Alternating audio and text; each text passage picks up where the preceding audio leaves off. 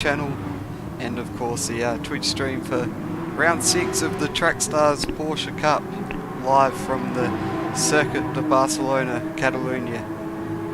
As we are underway with qualifying for the Pro Class races, as we have got Disappointed, who's making his first appearance for the season in the Porsche Cup after joining me in the commentary box last time out at Interlagos. He's just starting his first flying lap here in this 8-minute qualifying session,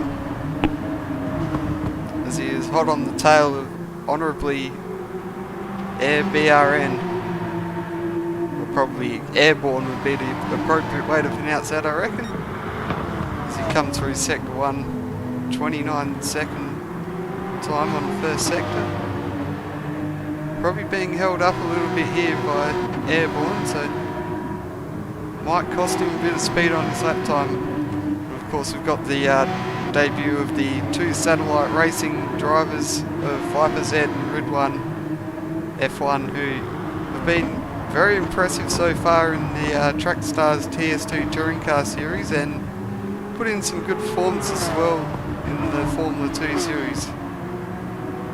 So we've got Viper Z heading towards the end of the second sector here. Looks like he's closing in on these cars ahead, so he might be the first guy to set a quick lap time around here.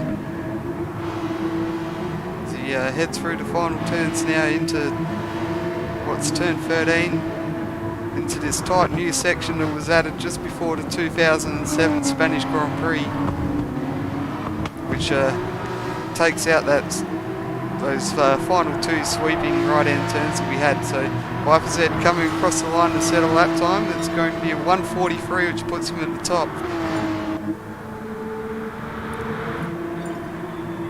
So let's look down the order. Probably one to look out for, Diswood, who's currently leading our series at the moment with about a 30-point gap over N-Spud P666. So let's see what lap time he can come up with here on his first flying lap, as he tucks it in on the final corner, brings it out to the exit across the curb, and he goes second with a 1:43.5, so about 4/10 off of Viper Z's time, but splits to two satellite racing Porsches in this first lap time around. Let's have a look. So Ridwan won't be improving this lap time, as he just picked up a penalty there. Let's see what Viper Z has on this second lap around, coming through the second sector. Runs very wide there on the exit. That would probably nearly be a track limits penalty in the F1 rules. So he's a bit slow there on the second lap, so it doesn't look like he's going to improve here.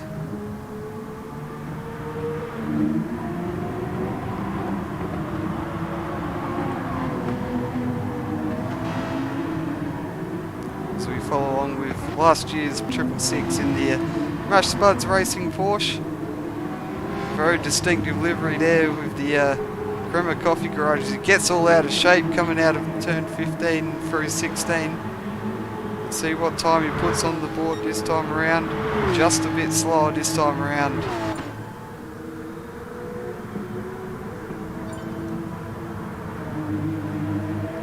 So Honourably Airborne up in the top 5, so that's an impressive time so far, but I imagine that Disappointed might be getting a bit frustrated there, so might be wise for him just to back off a little bit and give himself some clean air for the next lap possibly.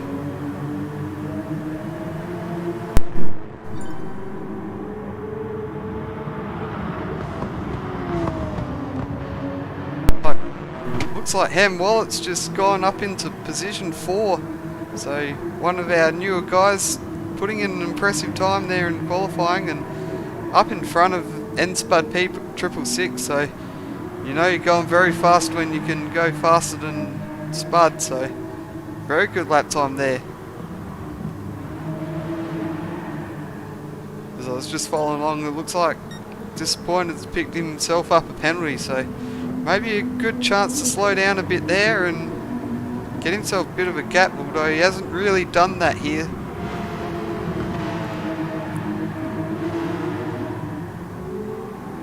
Can just get a bit of a gap there, maybe he might manage to jump up the order a bit.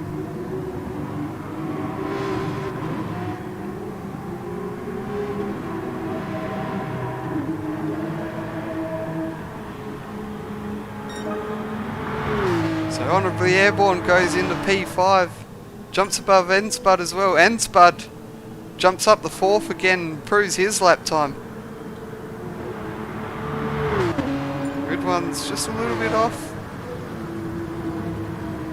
GTTC Heaster jumps into the top 10 with a time there, and Robbo Sports starting his flying lap. Let's see, I think, yeah, Diswood will be one to follow here. Let's see what Diswood can put in for a lap time. Goes to 10th quicker, so brings it under 3/10 here between himself and Viper's Head. So still a few tenths off Viper's Head, but who knows what he can produce on this final lap. But let's follow along. Looks like Viper's Head's aborting this lap, so he'll be out, and it looks like Disappointed is too. I think one of the ones to follow will be N-Spud P666. Let's see whether he can improve on his lap time through Sector 2. It looks like he's picked up a penalty as well, so that's going to put an early end to his lap 2. Who else have we got? We've got Red One as well we can follow along with. Let's see what he can produce on this lap. He's a bit down on his time here, so need to be at improved time on Sector 3 here.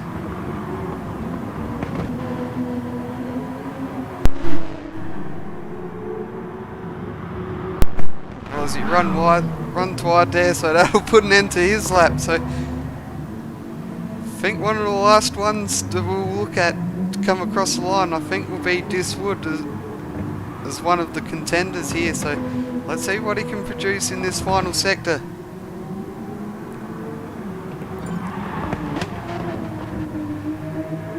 Runs a bit wide there on the exit, gets a little bit sideways, so was looking a bit good there, but I think it just got a bit squirrely there, so that might cost him a little bit of time.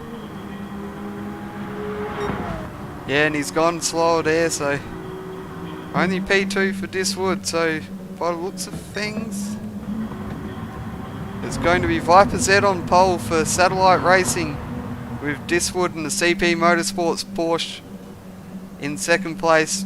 The Satellite Racing teammate of Ridwan will be in third place, and then our defending champion N-Spud P666 will be fourth. And then a couple of new drivers as well in Ham Wallet and Honourably Airborne on row 3. And then a couple of our series regulars in Little Black Eye and Disappointed in 7th and 8th.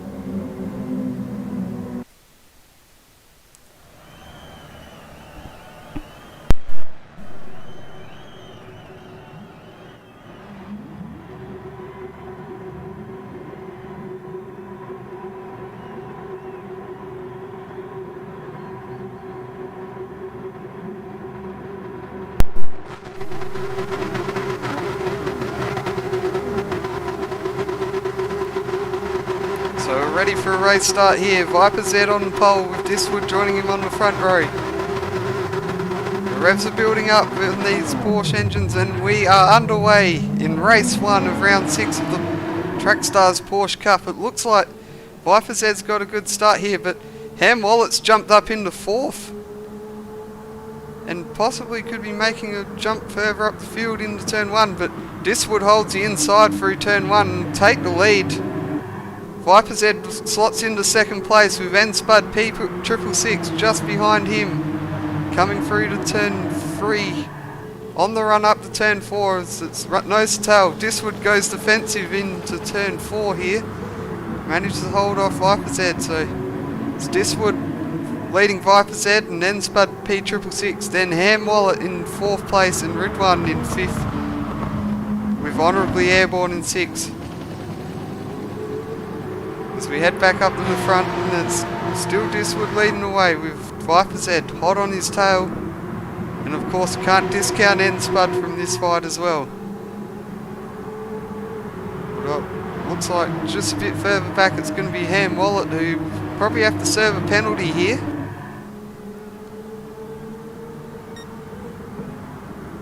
As Viper's Head looks to make a move down, trying to remember what the corner name is. I would like to say turn 10 I think, but I might be wrong there. So this will definitely be a battle to watch between our series leader, defending champ, and of course Viper's Head, who has been very fast throughout his time with Track Stars, winning many races in the TS2 touring cars and of course the Blue Moon Bay 250. As there's Diswood picking up a penalty, so he's going to have to burn that off, and that'll hand a lead over to Viper's Head at the end of lap 1.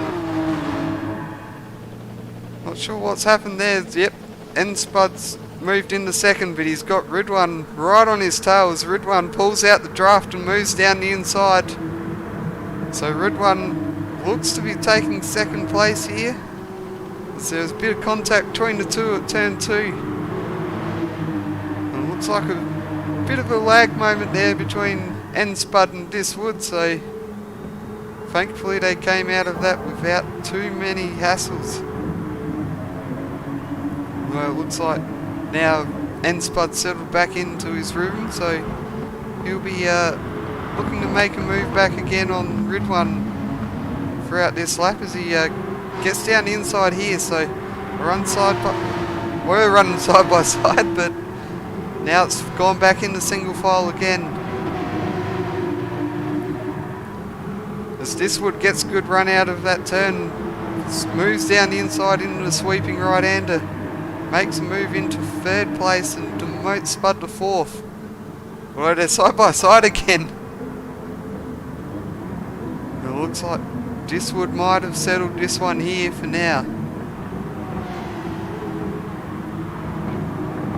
So this battle between second, third and fourth is definitely doing Viper's Head plenty of favours here in the opening stages of this race, as he's cleared out to what would nearly be a 2 to 3 second lead over his satellite racing teammate.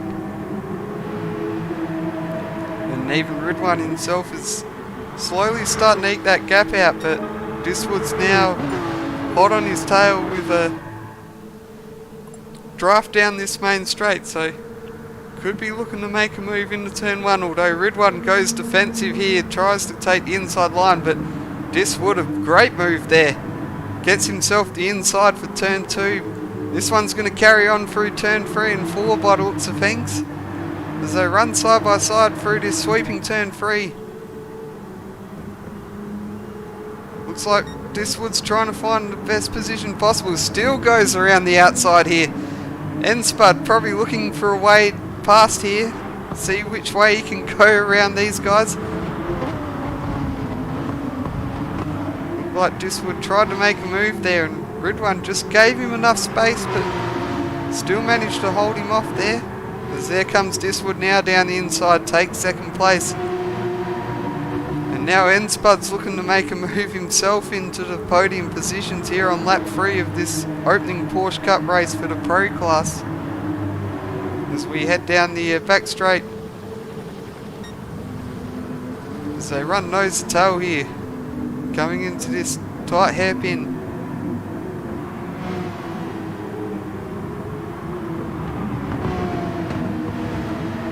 Meanwhile, looks like the advantage for Viper's Head's gone out to 3 seconds at this stage, so he's certainly running away with this race, while he's 3 in front, well, behind him, battle it out for the minor places on the podium, and it's certainly bringing Honourably Airborne into the mix as well here, so definitely don't discount him from maybe picking up a podium in this one if these two start fighting too much. As here comes Ridwan using that draft down the straight, gets himself down the inside as N-Spud looks to make a move as well, but can't quite make it stick here.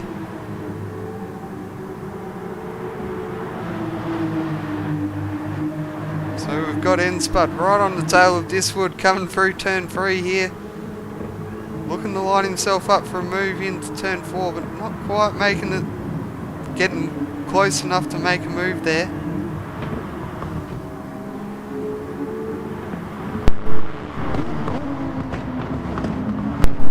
One just makes a move down the inside of Diswood for second place. Diswood gets all sideways. That's going to open, well, bring Enspud back into the mix as well.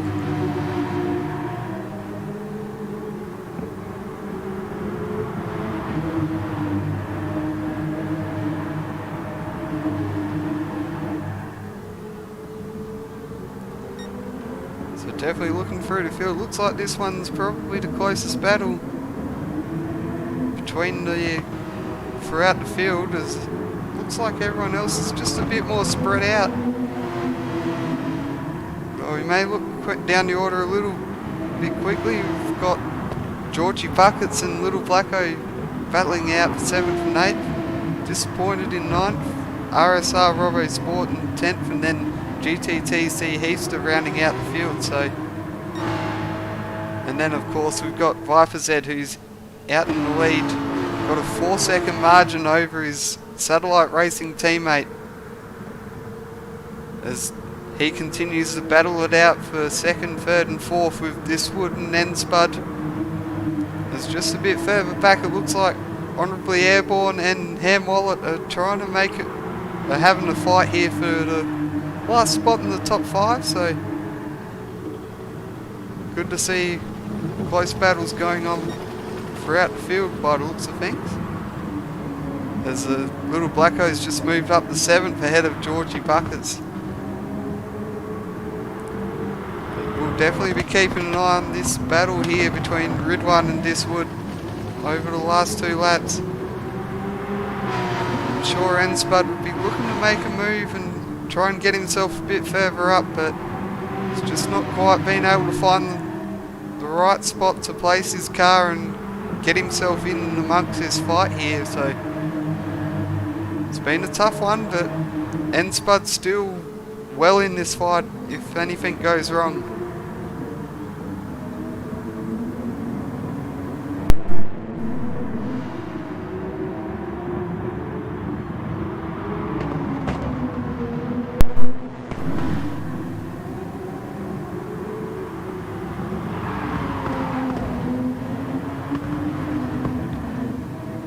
So still nose to tail coming through the final chicane. Heading around the final corner, we're going to start our final lap, so things may start to heat up even more here on this last lap, as Ridwan goes very much on the defensive. Diswood pulls alongside into turn 1. Let's see who outlasts who. Looks like Diswood's going to have the high ground here, although Ridwan certainly isn't giving up without a fight, as they go side by side again through turn 2, 3 and possibly even turn 4. It's definitely going to be a battle of the last of the late breakers. Oh, Diswood's run wide here. That's a disastrous result for him, so Diswood's dropped down the order, unfortunately. He looked like he was holding out Ridwan around the outside, and it would have been a very nice battle into turn 5 and 6, but unfortunately he's ran off the track and dropped well down the order here, so looks like it's going to be a battle between Ridwan and Enspud P666 for the minor places on the podium on this final lap of race 1 of round 6 of the Track Stars Porsche Cup Pro Class. Looks like a bad run there, and Enspud tries to force his way through, gets himself around the outside, but Ridwan is certainly doing an excellent job in holding him off so far. As we head to the leader who's about to cross the line, so it's Viper Z who's going to take victory in race 1 of the Track Stars Porsche Cup round 6 at Catalunya. And his teammate Ridwan's going to hold off Enspud P666 for a Satellite Racing 1-2, with Enspud P666 taking 3rd place from Aspuds Racing. And then our two debuting, well, the other 2 debuting drivers in Ham Wallet and Honourably Airborne taking 4th, for honourably airborne, and Ham Wallet will be 5th.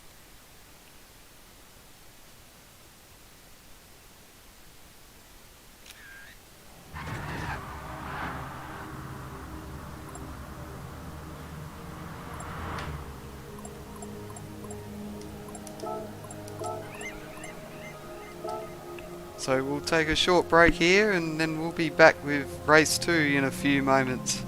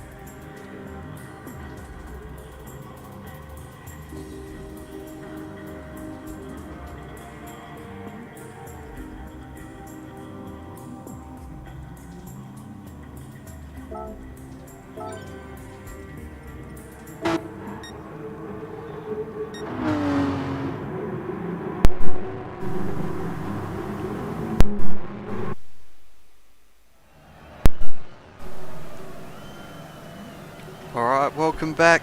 We're set to go for race 2 of the second round, well sorry, the 6th round of the Track Stars Porsche Cup. This time we were flipping the grid around, so the guys that were up the front in race 1 will be coming from the back here. So GTTC Heaster will be starting off pole with RSR Robo Sport alongside, but one to look out for will be Diswood starting out of position 3. He had a strong run that first race, but a mistake on the last lap sent him to the back. Oh, and a brilliant start there from Diswood. Great launch, and he's gone straight into the lead off the start here.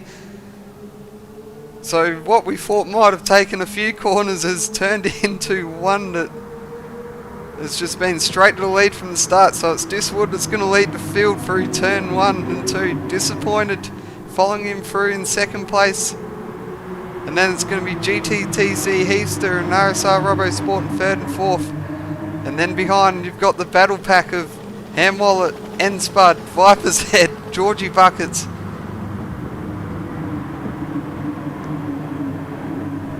And then further back Grid 1 and Honourably Airborne, rounding out the top 10.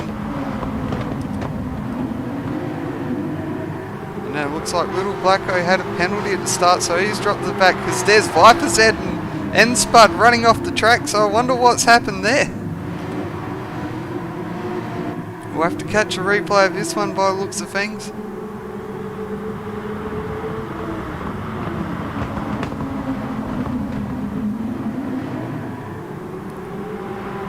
The Spud just drops the wheel a bit wide and gets out of control there, and Viper's Head just unfortunately caught up in the carnage. And there's Honourably Airborne as well running off the track, so bit of a disastrous run for those two, and it's probably set Viper's Head back a little bit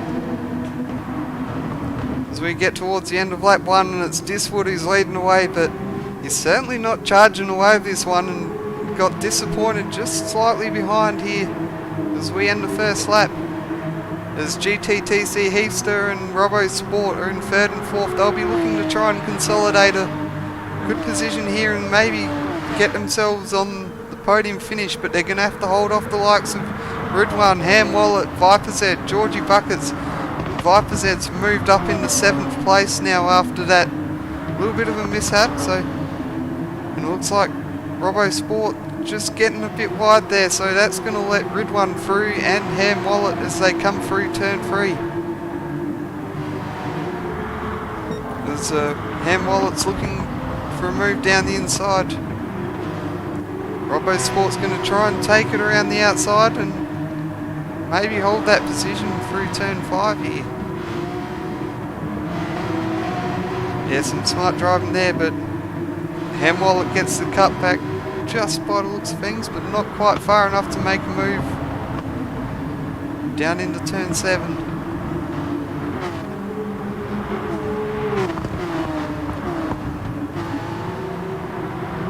So a nice little battle pack forming here with Robo Sport, Ham Wallet and Viper's Head behind, so he's going to have a bit of work cut out for him to try and make it hold on to a strong position as Viper's Head moves down the inside of Ham Wallet to take 6th position. As we're only on lap 2, so there's a long way to go on this race and plenty of time for Viper's Head to make up some ground here. As a bit of a squirrely move there from Robo Sport, and that's going to open a door for Viper's Head to sweep around the inside. Oh no! Robo's been spun by the looks of things, so not sure if he got a bit out of control and the car behind just unfortunately gave him a bump, but we'll have a look at the replay here. Let's see, yes, he's sort of done it all on his own, and then unfortunately Ham Wallet's just come into him at the end, so that's dropped Ham Wallet back a little bit as well, so very unfortunate one for him, but still managed to hold on the P6 after he got back past Georgie Buckets.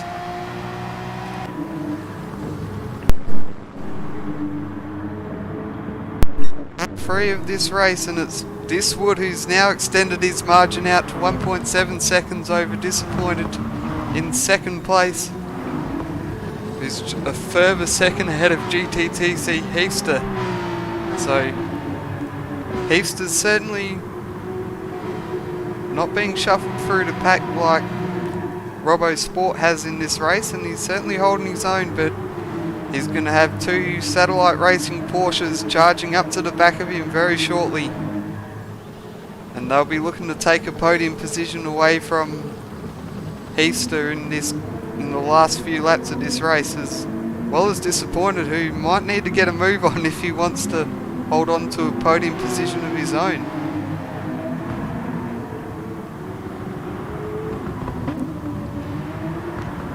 So we'll look a bit further back. I think there's a bit of a battle forming here as N-Spud P666, our defending Porsche Cup Pro Class champion,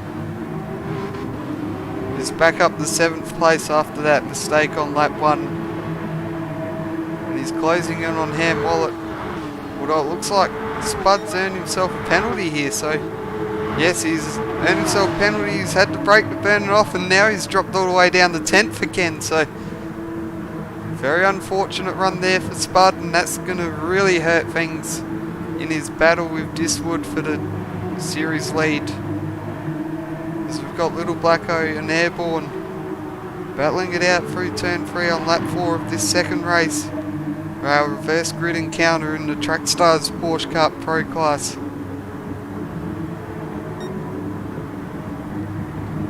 Blacko's been having a little bit of an off night. He doesn't regularly race in this class. We've seen him compete in the Track Stars TS2 Touring Car Series, where he's currently leading the series, and of course he's racing full time for EBM Motorsport in the Formula Track Stars Series, with the Spanish Grand Prix to be held here on Sunday night at the same track.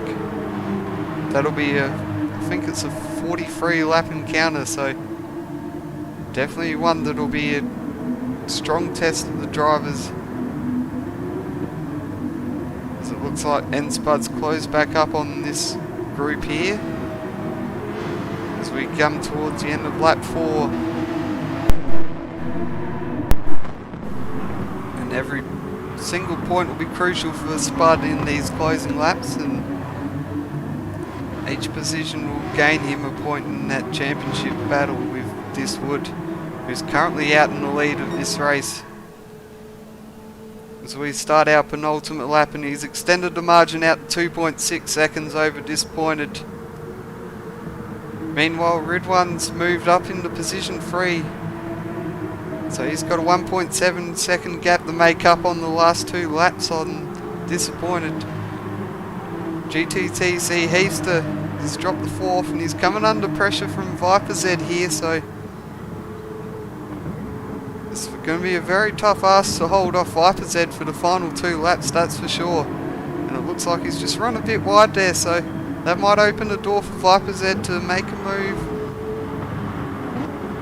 Although Viper Z's got himself caught in the wrong spot, but he places the car perfectly coming out of that corner and gets himself up the inside. And he'll make that move stick and move up into 4th place here in race 2. So a very strong performance from Viper Z, and looks like he's going to be setting himself up very strongly for a front row start in the final race here. Although I think he'll be tied on points with Ridwan, so I think based on qualifying he will take pole position at this stage.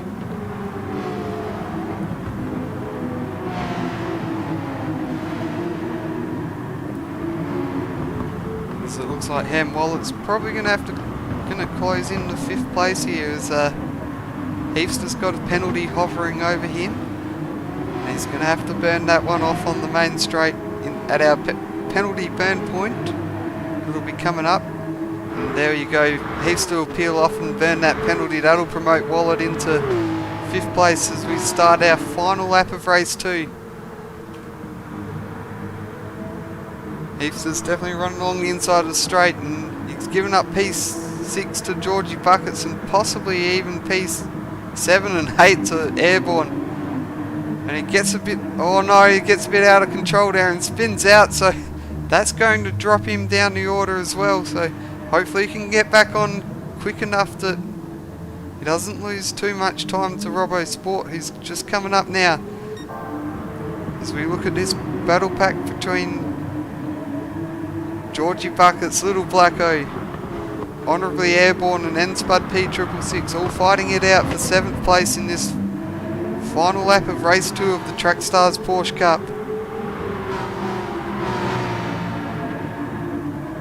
So they're running nose to tail. Don't think anyone's quite made any moves here, although I'm sure N-Spud will line himself up to make a move down this back straight here on Honourably Airborne.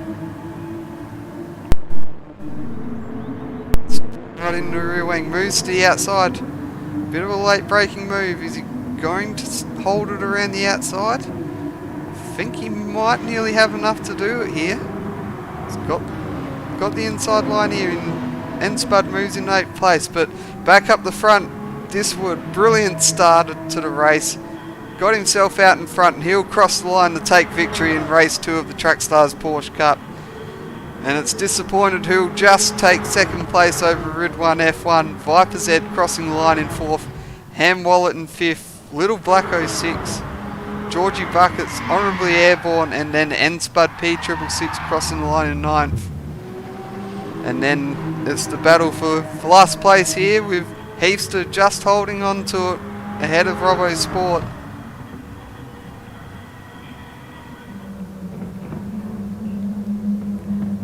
So shout out to Papa, who's just commented on the YouTube stream. Definitely showing his support for the CP Motorsports teammate of Diswood, who just took the win. Maybe with a bit of luck we might be able to see you jump in for the 3rd race here, if we can get your connection sorted out.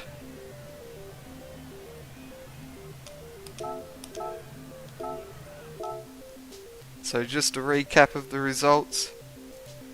It's Diswood who crosses the line in 1st to take victory in race 2.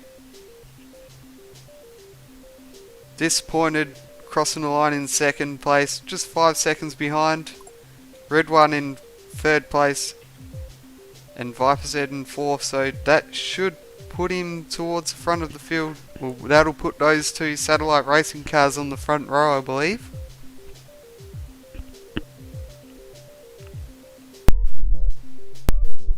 Then Ham Wallet rounding out the top 5. Another 12 points for him.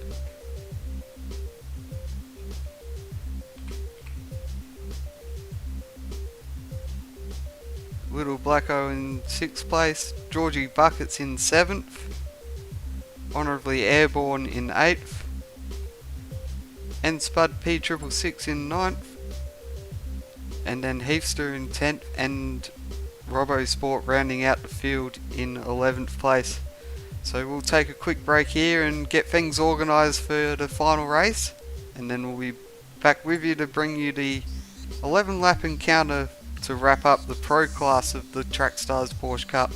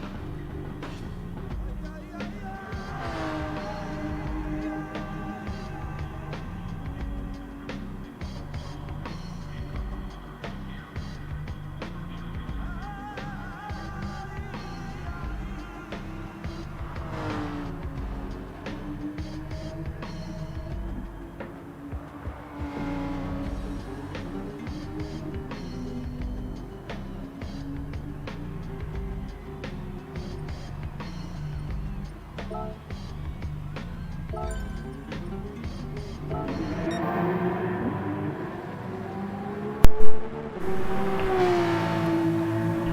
welcome back, and we're about to head into the third and final race for the pro class of the round 6 of the Track Stars Porsche Cup.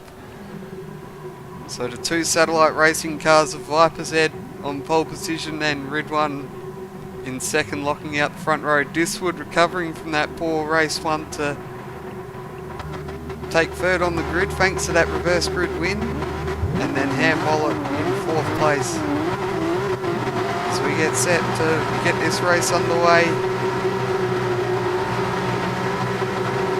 Lights go up and we're green, and we're underway and racing in this final race. Let's see if Diswood gets a better, well, just as good a start as he did last time, and it looks like he has. He's looking to make a move around the outside of Viper's Head, who covers him off into turn 1. Looks like Viper's Head's going to... No, he doesn't quite get it through turn 1. It looks like Diswood's going to carry it on through turn 2 and 3 here. Let's hope he doesn't make the same mistake as he did last time in race 1 on the final lap. A longer race this time around, 11 laps, as Viper's Head and Diswood go side by side through turn 4 here. Diswood certainly isn't letting Viper's Head get away as easy this time around.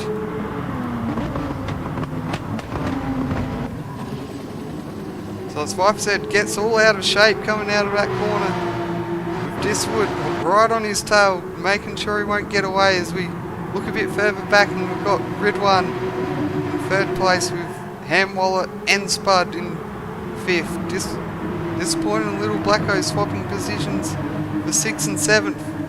Disappointed being pushed a little wide there, maybe by his own accord though, and Disappointed's picking up the penalty into this corner, so he's going to have to burn that off when he gets to the main straight. As he runs side by side with Little Blacko coming through this final sector.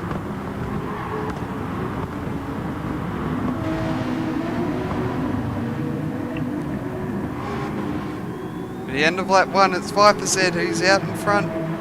He's got a half-second gap over Diswood, with Ridwan F1 just behind in third place. So it looks like Disappointed pulls over to burn that penalty, and he's going to drop way down the order now.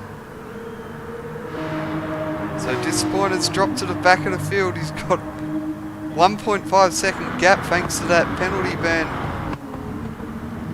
So he's got a lot of work ahead of him to make up positions in this final race. Back at the front, it's Viper's Head leading the way, but Diswood's certainly not letting him out of his sights this time around.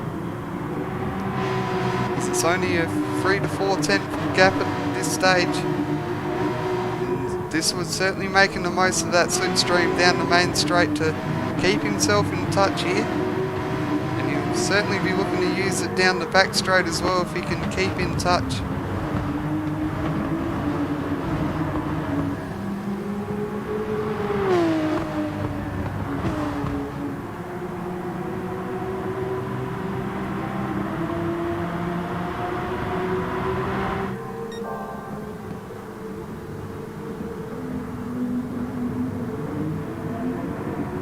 So that slipstream there definitely keeping Diswood well and truly in the battle there, but Viper's Head just extending his advantage a bit coming out of these few corners, and it looks like Diswood's just had a bit of a shallow exit to that corner. That might have cost him a bit of time here. And Diswood gets all out of control coming out of that final corner, all sideways on the exit, but looks like Ridwan's going to burn off the penalty as well. That's going to promote Spud up into third, and Ham Wallet into fourth as well. Ridwan's dropping down to 6th at this stage, possibly even 7th or 8th by the end of the straight. As Diswood still trying to keep in touch with Viper's Head as we're on lap 3 of this race.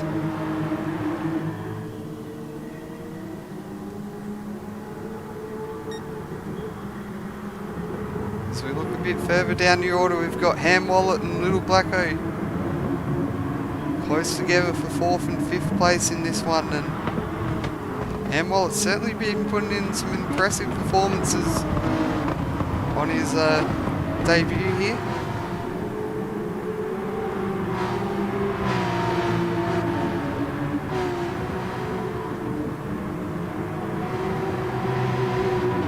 And of course it's actually Little Blacko's first time out in the Porsche Cup this season. I think he made a few appearances last year if I'm not mistaken, as he now has to burn his penalty and drops behind Ridwan F1.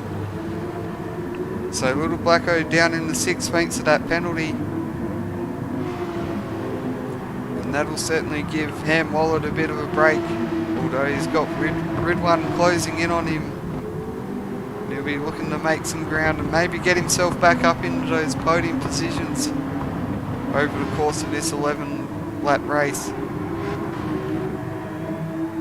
So we have a bit of a look back to the front, and Diswood is a bit closer this time around, so getting himself in the draft. These Porsche 911s certainly punch a huge hole for each other, and Viper's Head goes defensive. Diswood has gone to the outside and doesn't quite manage to make that move stick between the two cars, so Viper's Head still holding on to this lead here in the final race of the Track Stars Porsche Cup Pro Class. Diswood making the most of the tow that he's getting from Viper's Head and certainly keeping him in the fight here. Though he's having a bit of trouble making any moves stick, with Viper's Head placing his car very well and managing to hold on to that lead.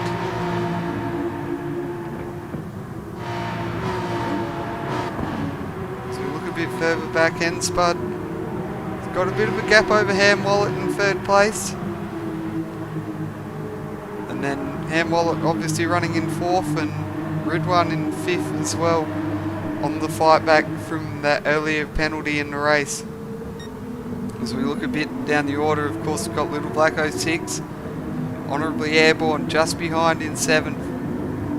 Then it's Georgie Buckets in 8th, Robbo Sport 9th, and then we've got GTTC Heaster, and then Disappointed is a fair way back, so I'm not sure what's happened, whether he's made a mistake somewhere.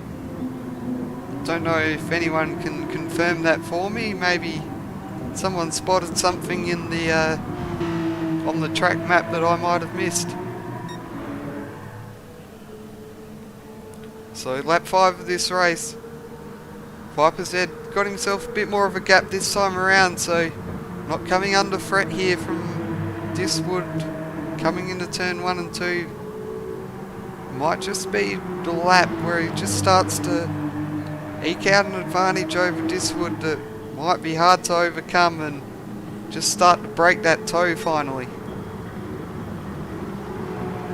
As he puts in a personal best 1st sector, and of course Diswood at the moment, he's got that point for the fastest lap for the final race.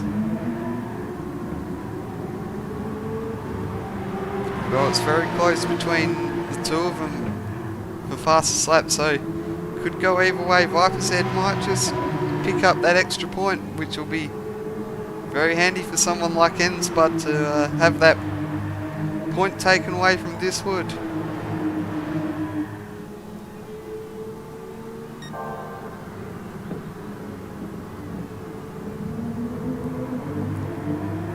So yeah, through the 2nd sector, it looks like 5% just put that out to about 8/10, although Diswood's brought that back into a 6/10 of a second now, so he's certainly hanging in there. Viper's Head is definitely not getting away like he did in race 1, which is probably was helped by the fact that Diswood, Ridwan and Enspud were all fighting over 2nd position.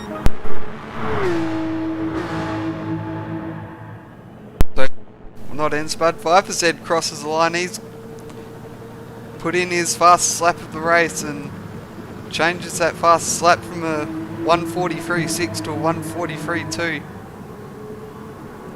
Viper's Head, not Viper's Head, Diswood actually didn't quite improve his time that time around, but it was very close to his personal best, so looks like Viper's just starting to up the ante a bit here and break that toe, as the gap is now out to 1 second between the two drivers. And I just saw out the corner of my eye down the main straight that Enspud had to burn a penalty there, and it looks like he's dropped him back to 6th place, so he's now on the tail of Little Blacko in the battle for 5th, which has now promoted Ham Wallet into the final podium position, and Ridwan is now back up into 4th.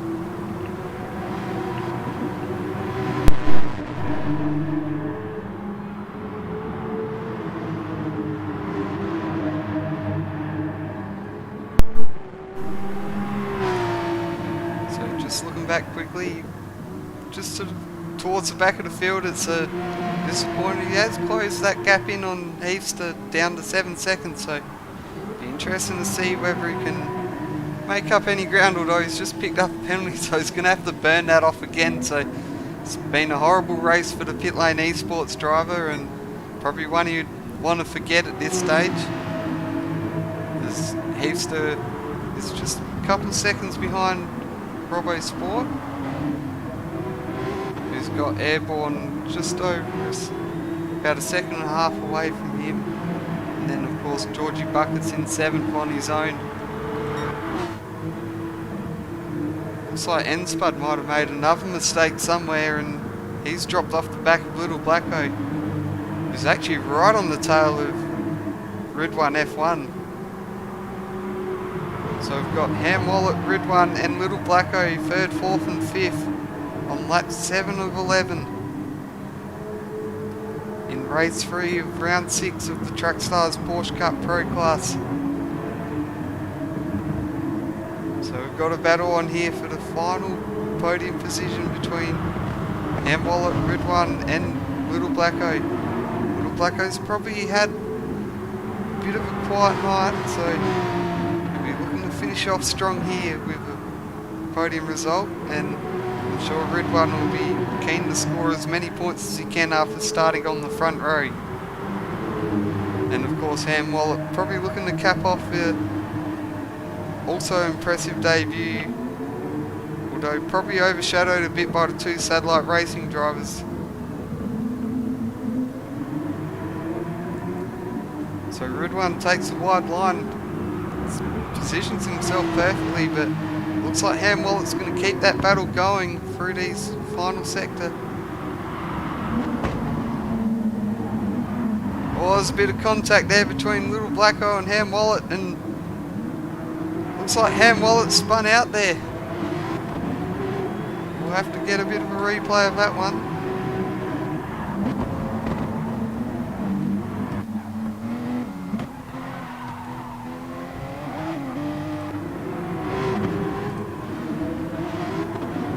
So Ham Wallet does gather it back up, but he's lost a couple of positions there. And it looks like Enspud has another penalty to his name, so looks like Spud's pushing the limits here and maybe crossing the limits as well and picking himself up a penalty here and there.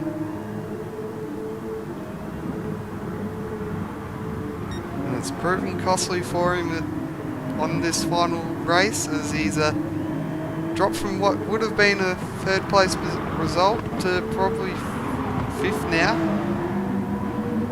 And as I speak, Little Blacko's made a move into 3rd place. Let's see, I think we've missed it, so unfortunately. So good move there from Blacko, and he's certainly peaking at the right time of the night as he's moved himself up into position 3. He's got 3.5 laps left to hold on to this final podium spot. So we look back out in front, and Viper's Head's extended that advantage out to 1.5 seconds over Diswood, so starting to make himself a bit more comfortable at the front. Diswood, I think, now would be out of that draft, so certainly going to be hard to come back from this one, as we now go to 3 laps left in this final race. Certainly the main battle going on here would be for the final podium position between Ridwan and Little Blacko. Ridwan pulls alongside, coming in turn 1. It does have the outside. Looks like he has inside line for turn 2, but Little Blacko holds him out and looks like he'll take that spot through turn 3. Certainly gone defensive, definitely taking the Nico Rosberg line there, but Ridwan chooses to go left rather than right and probably avoids taking him out there.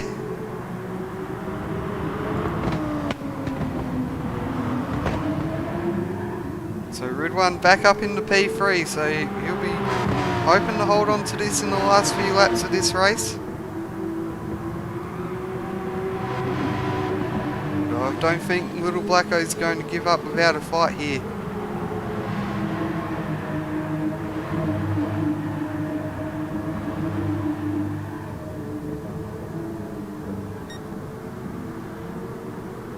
Certainly got the advantage of the draft, but chooses the wiser move to stay behind Ridwan into this corner. Shout out to Warzone mostly for chucking us a follow on Twitch as well, so thanks for giving us that follow as we're heading into the final 2 laps of this race. Little Blacko tucked behind the rear wing of Ridwan F1. Ridwan goes on the defensive here. Little Blacko pulls out to make a move. Looks like he's got a head coming in this corner. Will he make this move stick? Looks like he's made it stick this time around as Little Blacko moves into 3rd place in this race. We're in the final race 3 of the round 6 of the Track Stars Porsche Cup here at Catalunya. We've got our pro class drivers completing their final race, and shortly after this we'll have the second group of drivers coming in, also known as the elite class, who will jump in and take part in 3 races of their own.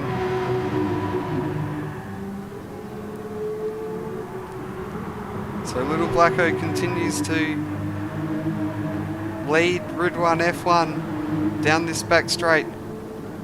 Ridwan making the most of the draft here. Makes a move around the outside. Doesn't quite make that move stick though, so he's going to have to stay behind Little Blacko here as we approach the start of the final lap of race 3 of the Track Stars Porsche Cup Pro Class at Catalunya.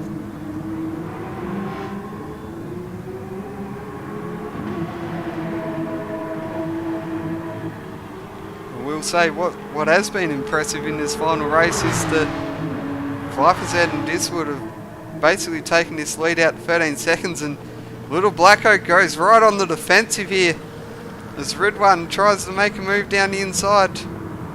The elbows are going to be coming out here on the final lap of this race. And a bit of bumping there, but Ridwan takes position 3 from Little Blacko. And he's built out a bit of a gap here as well, so Little Blacko might be coming under a bit of pressure here from Ham Wallet on the final lap. So what could have been position 3 may even end up position 5 for Little Blacko.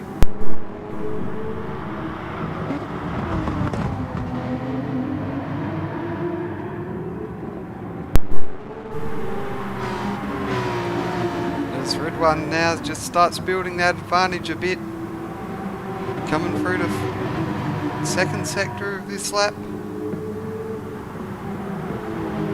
and Ham Wallet is now looks like he's going to take 4th as Little Blacko has earned himself a penalty here. So yes, Little Blacko serves that penalty. Ham Wallet jumping into 4th place on this final lap. But as we head to the front, coming through the final corners, took a win in race 1, 4th place in race 2. And then Viper's Ed is going to cross the line and take out round 6 of the Track Stars Porsche Cup Pro Class with victory in race 3 here at Catalunya. Diswood crosses the line the second behind in second place for CP Motorsports. And Viper's Ed's satellite racing teammate will cross the line in third. Ham Wallet will take fourth and Little Blacko round out the top 5. Georgie Buckets on his debut in the Porsche Cup will take 6th, and Spud P666 will be in 7th. Honourably airborne in 8th with RSR Robo Sport just 2 tenths behind in 9th. GTTC Heister in 10th, and then disappointed going for a bit of an expression session here at the end of the race as he's crossing the line in 11th to round out the field. So there you have it. 3 races of the Track Stars Porsche Cup Pro Class.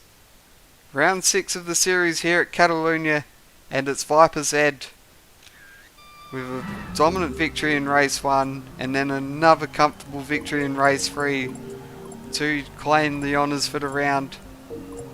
I believe Diswood, I think, might come close to...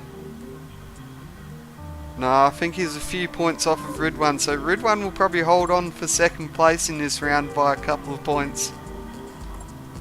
And then I think it'll be Diswood who takes the final spot on the podium for the round.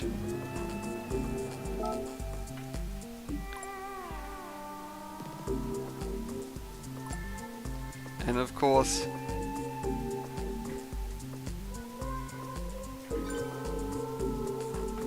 Viper's Ed taking the final, well, the 1 point for the fastest lap in this race.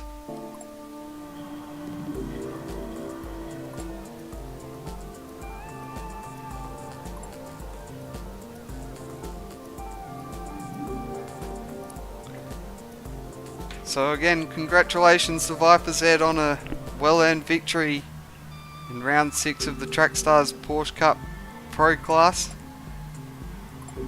We thank our Pro Class drivers for joining in tonight. Hope they all enjoyed themselves out there and had plenty of fun and some great battles along the way. We'll take a short break now, and then when we return we will be back with the Elite Class racing.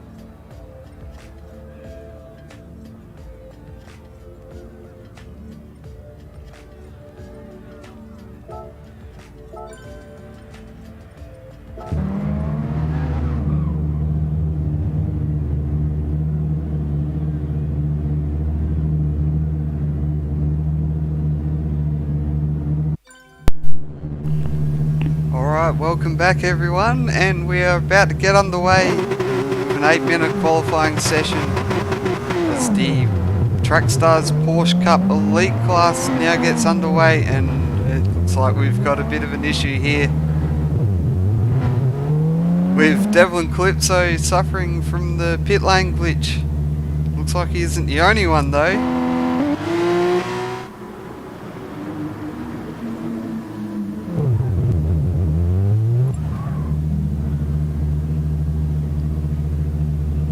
So it looks like we're calling a red flag here for this one.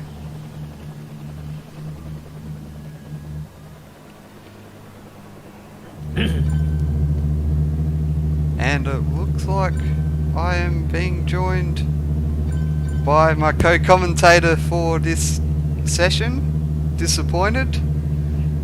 How are you going, mate?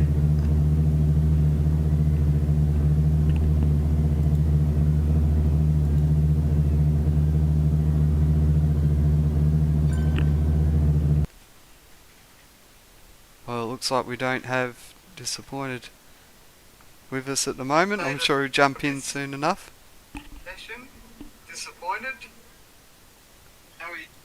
You muted yourself, Jarman, my friend. Have I? Okay, what's going on here? Ah, there we go. There we go. Now we've got it working. Not sure what happened there, so...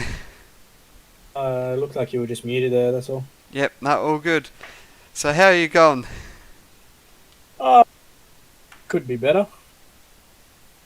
It looks like I've got a bit of an issue here by the looks of things. Racing's racing, eh? Yeah. Yeah, it looked like I had a bit of a struggle there in the final race. Yeah, I got a bit of push wide at turn 4 and then lost 3 positions and then got pushed wide again and copped the penalty, so... Yep. That kind of just shoved everything in the wall, but oh well. Is what it is, man. We keep going on. Yep. Nah, it's all good.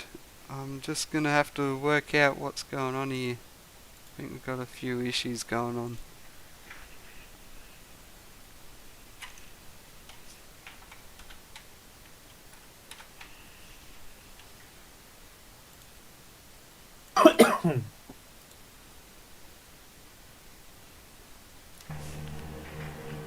Here we go. There we go.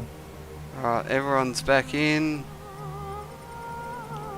Looks like everyone's ready to go, so we'll kick this off again. Hopefully there's no issues. And I've fixed the frozen screen issue that was going on.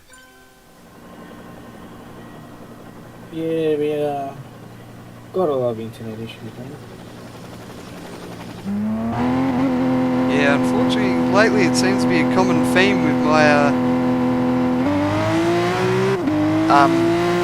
stream just glitching on us, so hopefully we can now get through the rest of the night as we finally kick this qualifying session off for the second time. Hopefully no issues this time around with pit glitches as Gabans leads us out in his Army inspired livery for It's Racing Esports. So I'm sure as some of you are aware that Gabans has sort of made a few switches around with driver lineup. So in the touring car series, Deadpool Paul has left my team, so we did have Gabans out on loan to Disappointed's team, which is Pit Lane Esports, and now we've called him back for the touring cars, but he'll be remaining with Pit Lane Esports for the Formula Series as well. Yeah, we had unfortunate departure by Deadpool there, which kind of left you without a driver. But after some nice discussions with Gabans and some other drivers and stuff like that, we had Gabans come back to you, and then obviously alongside you, and then I've signed coming for you from the old MSR team, so we formed a PLE Total MSR touring car for coming for you. So good to see what he brings as we see the bands come around the final corner to start his first flying lap. Yeah, and I'm shortcoming for you to put in some very strong performances for your team, because I know I've raced with him through the Porsche Cup and the Formula Series, and he's certainly no slouch, that's for sure, and he'll put in some good results for you. Yeah, so it was a bit of jumbling around with drivers on who could drive and who did drive with their championship and TS2 obviously, but it's good to see, and then we'll get him up to speed with that kind of stuff. But until then, we'll keep on keeping on and wait to hear who your next drivers are for 2022. Yeah, that's the other thing we'll have to work out, is who's going to take what spots, with of course myself moving into more of an admin role with the Track Stars series, and then of course Deadpool leaving. It means that there'll probably be 2 new faces lining up for It's Racing Esports for the 22 season. Yeah, obviously you still got Justin there as well, so he can kind of back up if you need to be, but Track Stars is getting bigger, and it's only onwards and upwards from here, so yeah, it's nice to see how big Track Stars are starting to get now, with obviously the Porsche Cup, the touring cars and the Formula cars as well, and then hopefully we can bring back another special series like a SFR Cup, like Aussie Racing Cars or something like that, just a little fun cup, something like that, just to get everyone's mind with things. Yeah, definitely a lot of options out there to pick up, and of course the series is growing massively. I mean, probably this time, well, earlier this year, I think we were about 10 cars for Porsche Cup, and now we're upwards of, well, getting near 30 cars for across the 2 groups for this one. So Gabanz is in second at the moment, and Magical Wax has set the fastest lap with a 1:45 even. I don't know how many times anyone's ever done a 1:45 flat, but that's impressive judgment to make sure you get exactly zeros. Yeah, imagine if it was like 1 minute flat, it would just be funny, but we'll see who can take top of this. With 3.5 minutes to go, we've got Magic Wax in first, Gabanz in second, Highlander in third, Chef Toddy in fourth, Mr. Fury Strat in fifth, James O'Bro 5 and 6, Zach Bortholz in seventh, Sir Slayer in eighth, TCF Old Boy in ninth, SS Boy 82 in 10th, down to NZL Cowboy in 11th, Devlin Calypso in 12th, SRF Han in 13th, and Benjo rounding out the top 14. Yeah, it looks like Benjo hasn't quite strung a lap together here, so he'll be looking to put a much cleaner lap together and maybe boost himself up the order. So who's that's gone off? It looks like SS Boy has gone off the track there and rejoins. Yeah, the good old green stuff is can either be your friend or won't be your friend, and if it wants to be your friend, it'll do you well, but if it doesn't want to be your friend, you'll be in the wall round about 7 countries away from where you're supposed to be. Yeah, so Magical Wax goes faster again, so 1:44.361, so that perfect 1:45's definitely gone. I think he pulled off to the side and made sure he gave Gabanz as little tow as possible, so James O'Bro's jumped up into second here, so, and I'm not sure that we've seen Gabanz show his full hand at this stage. It's interesting to see, as we see him just go point up on his time, so it'll be interesting to see what time he can pull through sector 2 and 3 here, and see if he can either get close to Magical Wax or even top him. But as we see a couple of the races moving around, qualifying time, stuff like that. So yeah, it looks like Benjo's moved up the order a bit. I wonder where he ended up. He's gone up to P11, so he's our elite class series leader at this stage. Although he's got guys like Chef Toddy, Highlander, Magical Wax all chasing him down in the series points. They're probably about 10 to 20 points within each other, and of course there's a couple of drop rounds to come later on the series, so once they come into play, I think you'll find the likes of Chef Toddy, Highlander and Magical Wax will be very close in points to Benjo. Yeah, and Benjo said he wasn't feeling well, but he goes, obviously defending his championship, which is what a good race will be, so it's nice to see him out there, even though he's not feeling well, trying to defend his championship from these boys. And the drop rounds can do a lot of different things. As you see, the band for 144.874 brings him a little bit closer to Magical Wax, but not enough to take him. Yeah, looks like James O'Bro's picked up a penalty, so that's going to ruin both of his laps, sadly. So let's see what Highlander does. The Highlander goes up into position 3 with 144.9. And it's Slayer just jumped up into position 2 with 144.6, so great time there from him. And he'll have one more lap to maybe try and mount a charge as he gets sideways through turn 1. That was Tokyo drift style there. Yeah, I don't know about you, mate, but one of these cars don't drift at all, so you might not want to try that one there, so it's like... Yeah, definitely don't try that one at home, folks. Yeah, the rear engine certainly makes life fun. Let's see, SS Boys jumped up into 12th. Here comes Devlin Calypso. He's going to cross the line. It looks like 10th is the best that he'll be able to manage. Benjo's in 11th. What's NZ Cowboys on a lap as well, and as his hand, so they'll be looking to move up the order. Let's see what Vans has got here, as he's going to be the first one to cross the line to finish his session. Didn't really quite follow along too well with this lap, so we don't know what his splits are like. And he gets all out of control out of that final corner, so that's going to cost him a bit of time. Let's see what he puts in here. Yeah, he goes slower, so he's not going to lift himself onto the front row. I think that if he hadn't gone off there, he would have gone to the top, because he was only 0.1 behind with going off. So yeah, it looked like it might have been a good time, but unfortunate there that he's setting for P3. Just wait to see what some of the other... Let's see if Slayer has anything. I don't think he does. No, he's gone slower as well. That probably mistake at turn 1 cost him a bit. James O'Bro's definitely not going to improve. Let's see what Chef Toddy's got through these final corners.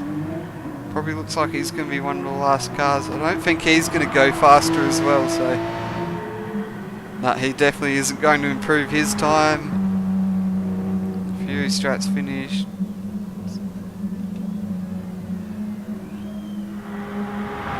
Yep, and then looks like hands the last car to cross the line, so... As this session winds down, it's going to be Magical Wax off pole position with Sir Slayer joining him on the front row. Caban's in P3 and Highlander in P4. And our series leader Benjo all the way down in 10th. So who do you think will be the one that takes victory in race 1, disappointed, before we quickly get underway?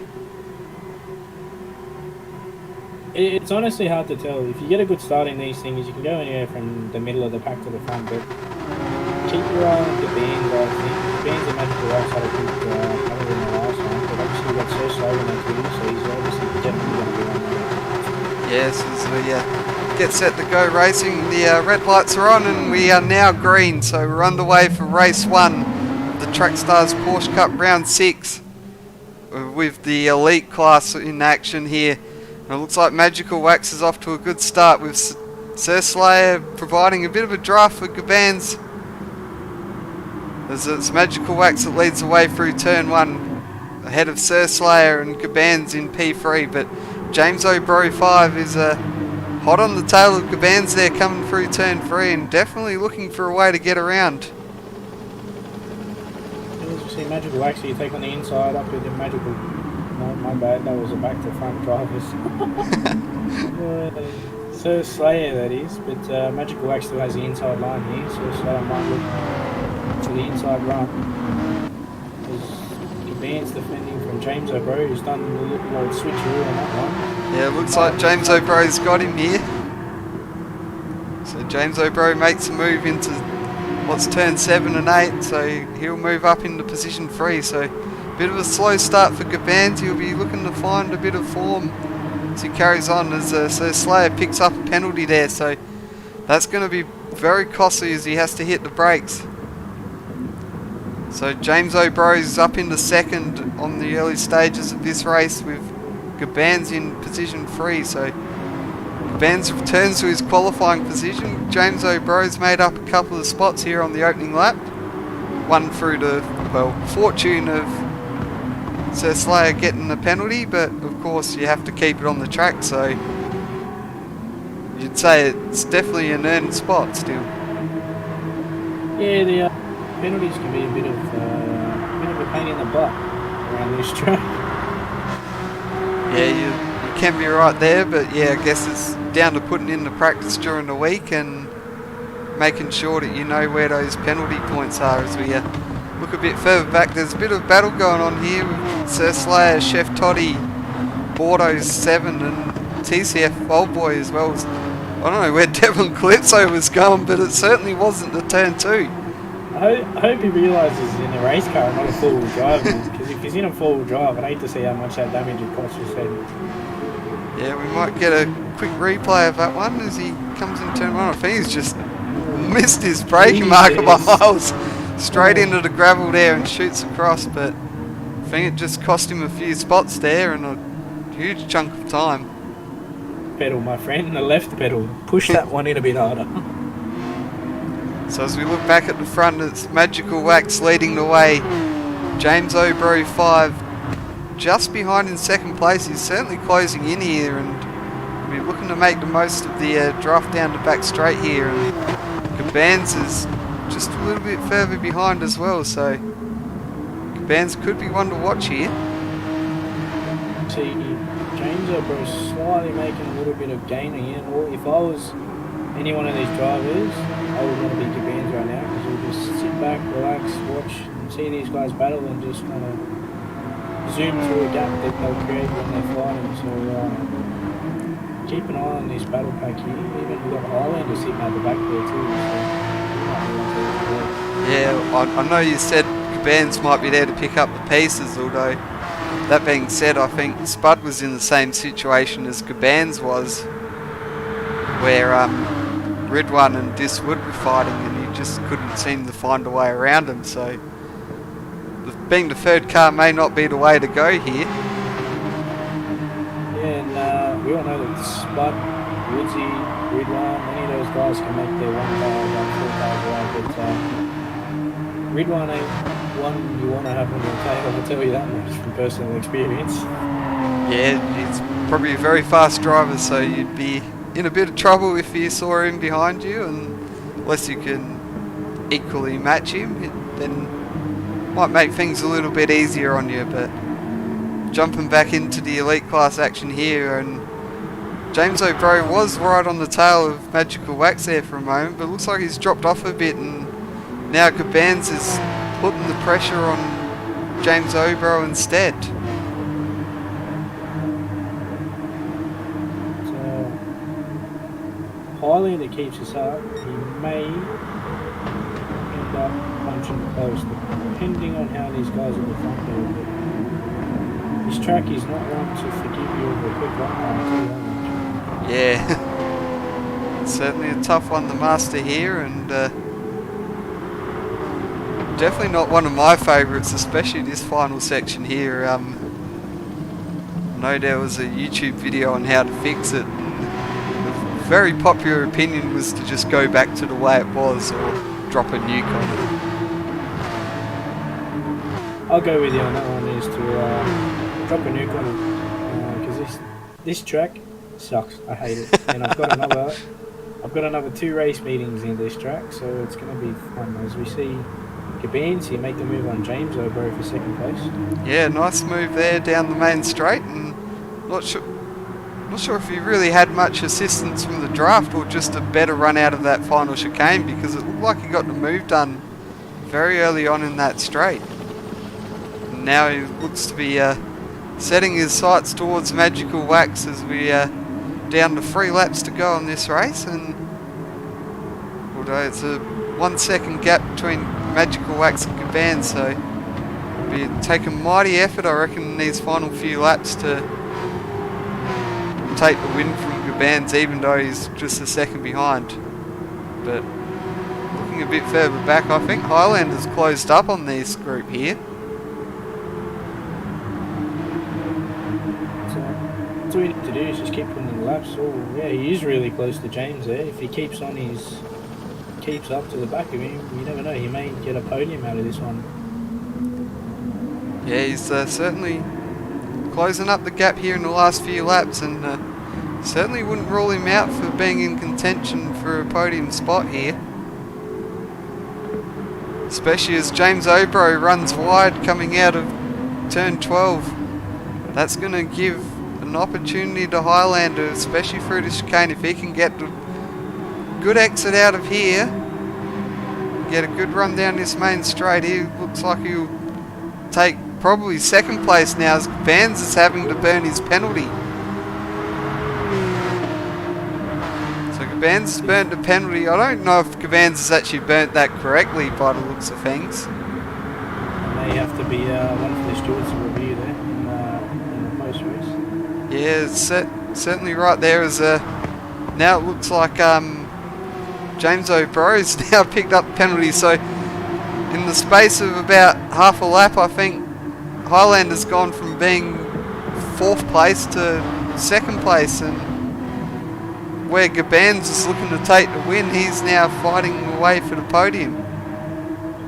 Yeah, as I just see a message there from the how do we call it, the live steward there, events, but the Gabans is an incorrect burn of a penalty, so that we'll see how that pans out.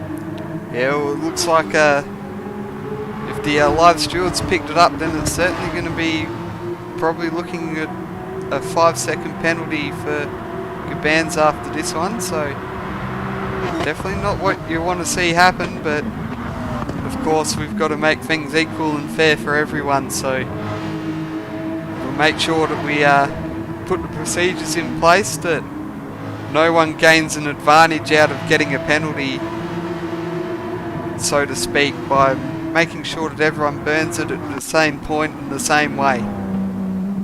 Yeah, exactly, and obviously there are some people that say rules are meant to be broken, but you want to try and break a rule in Track Stars, mate, you'll be penalised, so try all you want, and you're nuts. You're going in a boxing match with the stewards, and I can tell you this much. Oh, as Gabans cops another half a second penalty. Oh, that's another incorrect burn there, if I'm correct with that one. Yeah, that looks like he was a bit late on that one, so we're heading into the final lap now, and it's Magical Wax who's got his lead out to 1.8 seconds over Highlander, so very impressive run there from Magical Wax, kept it nice and clean, and Highlander of course kept it clean as well, so he's being rewarded with a 2nd place finish here. And Sir Slayer, who had that penalty early on in the race, has come back to P3, so very good comeback from him, and a fair reward as well, because he was one of those guys that definitely burned his penalty correctly, so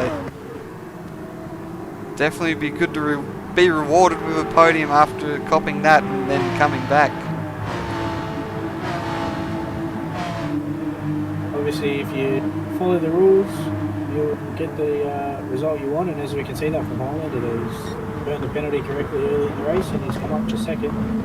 As Magical Wax has got a comfortable 1.7 second lead to Highlander, and then Sir Slayer's not far behind Highlander there, which looks like the top 4 or 5 may stay as out. Yes, it's looking like the top 5 are settled. At one stage it was very close between the top 5. I think they're all nose to tail pretty much, and looking like it could be a tasty battle, but it's Magical Wax who keeps his nose clean. He's going to cross the line to take victory in race 1 here. Highlander 215 crosses the line in 2nd. Sir Slayer 1991 in 3rd. Rounding out the podium, and then we've got Gabans in 4th, James O'Brien in 5th. But of course, yes, at the front it's Magical Wax 763. Great start, keeping his nose clean all race. No penalties. Extending that margin, and yeah, just taking a comfortable victory in race 1. Yeah, good to see that the boys having a nice battle there as we shake things up and go reverse grid for race 2. Yeah, that will certainly throw a cat amongst the pigeons, that's for sure, and we may see a little bit of carnage as some drivers maybe get a bit desperate to climb up through the field, but of course we have our live steward in NSPUD P666 joining us tonight and overseeing proceedings here just to make sure that things stay clean amongst these guys and they all treat each other with a bit of respect on the racetrack. Yeah, and obviously if you got respect between each other, then it makes for good racing. But if you got not having any respect there, as we see Devlin Calypso quite a bit far behind there, so it looks like he may have spun or something or other like that. Yeah, looks like he had a bit of a tough time there in that race as he crossed the line in 14th position. So as we head to the victory sequence, yes, again it's Magical Wax who takes victory in race 1. And he'll get maybe he might take a nice little screenshot of that one and keep it on his phone or something like that just to show his friends. I can tell you I would. But yeah, I had a good battle last year in the Elite Series with Xiaomi there, but it's good to see these boys and girls and she and he's and them and they, and I don't want to be discriminative to anyone, but everyone out there, everything out there, seeing them come through and seeing how quick they can race.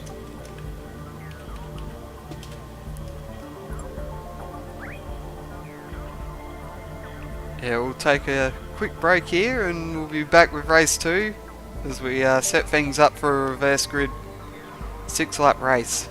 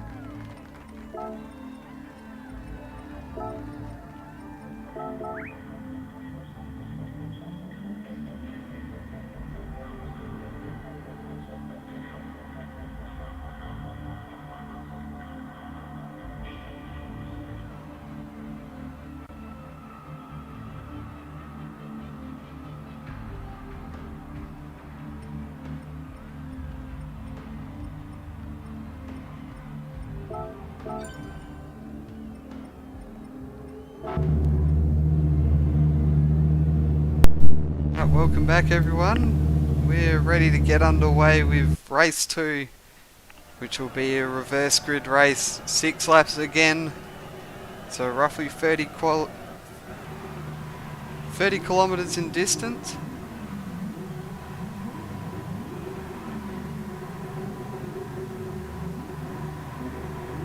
As it's Devlin Calypso and SRF Han off the front row with Benjo GLR and NZL Cowboy in 3rd and 4th. So guys that finished it back in race 1 will be starting in front at race 2. And we're underway for race 2 of the Track Stars Porsche Cup Elite Class Round 6 at Catalunya. And it's Devlin Calypso who's off to the best start, but it looks like Benjo's even had a better start, and we're looking to make a move down the inside of turn 1. Devlin's massively outbroke himself again. Not sure what's going on, but he's outbroke himself and Benjo takes the lead. Bunch of madness happening at the back there. It looks like Mr. Fury had a bit of a rough start there, and yeah, it looks like Han has had a bit of an incident there. Let's have a look at the replay. yeah, Mr. Fury comes zooming down the inside there, taking out 1, 2, 3, 4, nearly 5 cars in that, so that might be a one to watch. And they need to realise that it's turn 1 on Yeah, the race. definitely can't win the race at turn 1, but you can certainly get yourself a 45-second penalty and take yourself out. Not sure what's happened to Devlin, because he's dropped all the way to the back and he's stuck there in the gravel. What's happened to Benjo though? He was running in second here, he's dipped the wheel into the dirt and just looped it all on his own into the gravel. That's unfortunate. So Benjo would have been looking for a strong result here, and unfortunately seen him tumble all the way down the order, so he's down in 13th place after what was a promising start. But end of lap 1, and it's Bordos who is leading the way, and James Obro, who was in the top 5 in race 1, is all the way up in the 2nd on lap 1 of race 2. Yeah, we got him hunting down Bortos there, and we got Gabans as well there, and Sir Sayer and Harley, and not too far back after that as well. Yeah, so I think James Obro has come from 10th to 2nd on lap 1, so that's a very impressive drive, and Gaban's following him as well. I think he was from 11th to 3rd, so 2 very strong opening laps, and this will set these 2 guys up very well for the 3rd race here.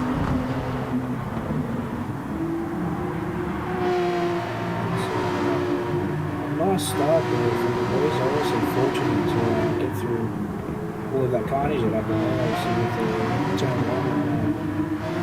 Other than that, gap's kind of closed a little bit here from James O'Brien and Portos, so we'll see this brings if it'll be this lap or the next lap.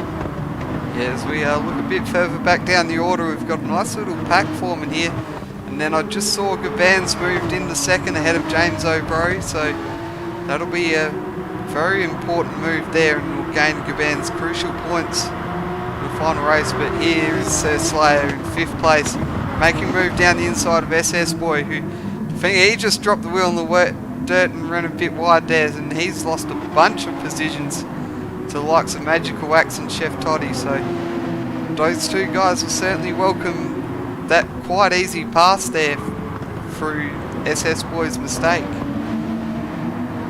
Yeah, it's obviously easy with the pack being this quick. You can lose a bunch of spots in a blink of an eye, as we saw with people burning penalties and stuff like that. You can go from front of the pack to the back of the pack with in contention to out of contention. As simple as one little tiny mistake. Yeah, as we saw with Benjo earlier on, and of course Devon Calypso down at turn 1. I wonder what's happened to Devon. I think he's gone back. Oh, it's Highlander got all out of shape there coming into the corner, and he's spun out, so we'll have to catch a replay of that one, that's for sure. As here's Highlander going down the main straight. I think he got into the back of SS Boy, and then the effect from that has put... I'm trying to think who it was. I think it might have been TCF Old Boy, ran into the back of him and pushed him around. So a bit of an unfortunate accident there from Highlander, and it's dropped him down to 11th, sadly. As we look, and there's been a change of the lead, and it's Gabans who's now in the lead of this race. And he's moved ahead of Bortoz, and James O'Brien's followed him through. As Bortoz is now on the defensive on Sir Slayer, who's looking to move up into position 3. And it'll be crucial for Sir Slayer to be as close as he can to 2 cars that are out in front of this race at the moment to maximise his points and maybe increase his chances of being on the front row. And of course another guy behind is Magical Wax, who's in top 5 as well. He'll be looking to gain as many points as possible, keep himself up front and in contention for that round win after winning race 1. At the moment it looks like Gaban's may start on the front, but it just depends on Gaban's and James O'Brien. They might even be even on points, but we'll see how this race turns out. As we got a little battle here between 3rd, 4th and 5th, and Borto's one slightly low.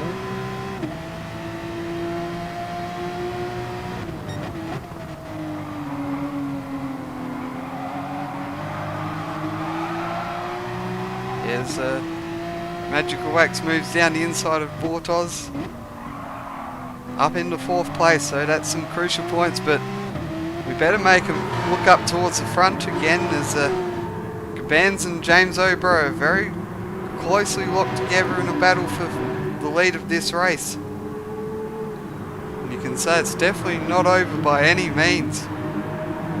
Is a race ever over until it's over? Yeah, well, that's exactly right. Any race will never be really over until you cross the line and take the checkered flag, but this one's very much undecided at this stage, and you definitely wouldn't be putting your money on picking a race winner for this one. I don't think I'd want to put any money on any race around this track for any category, to be honest, but we'll see how this pans out. Someone just dropped out of the room there. Looks like NZL Cowboy. As Sir Slayer is having to drop back and burn his penalty by the looks of things.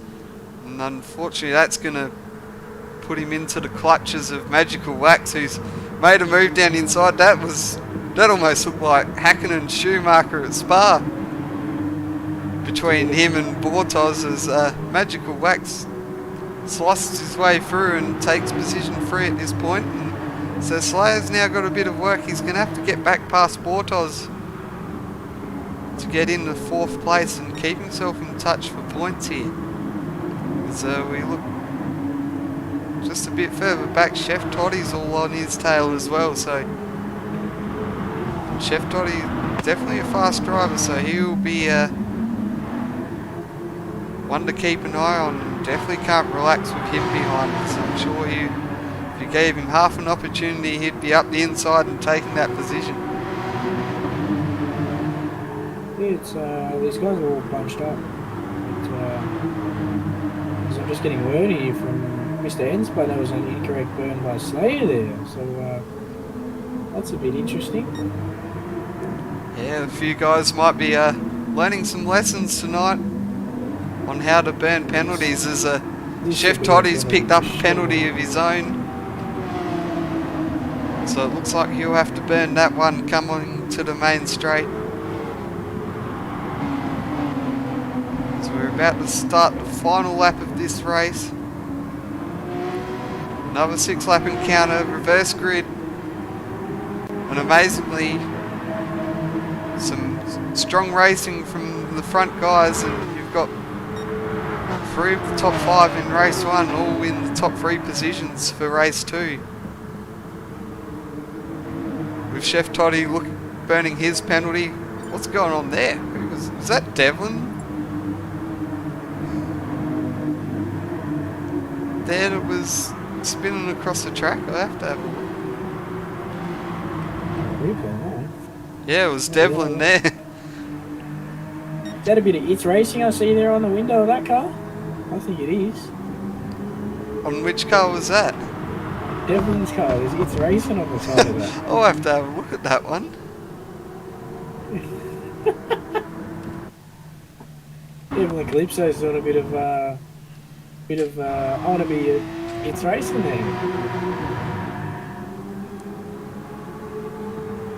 I don't think I've actually shared the decal, so I'm not sure on that one, but anyway, we go back to the battle at the front, and it's actually an It's Racing Esports car that's leading the way, but he certainly doesn't have it all his own way, as James O'Bro is certainly applying the pressure here in these final few corners. Little bit of a bump there coming into turn 10, so certainly making sure that Gabans knows that he's right there. So sure, if Gabans keeps it nice and clean through these final 2 corners, gets a nice run out of turn 15, and Gabans, I think, is just going to hold off James O'Bro to take race 2 here in the Track Stars Porsche Cup round 6 elite class. James O'Bro second, Magical Wax third. I think that'll put him on pole for the final. Bortos in 4th, Sir Slayer crossing the line in 5th, TCF Old Boy in 6th place, Chef Toddy in 7th, Mr. Fury Strat in 8th. 9th place is Highlander after his 2nd place result in race 1. SS Boy is in 10th place, and then a bit further back outside the top 10, SRF Han is coming across the line now to take 11th, and then it'll be Benjo GLR 19 who takes 12th place. The last of the finishers across the line, and then of course we had Devlin Calypso and NZL Cowboy who didn't finish the race. Yeah, that was a unlucky not there, but it was a good finish here by Gabans, getting that far.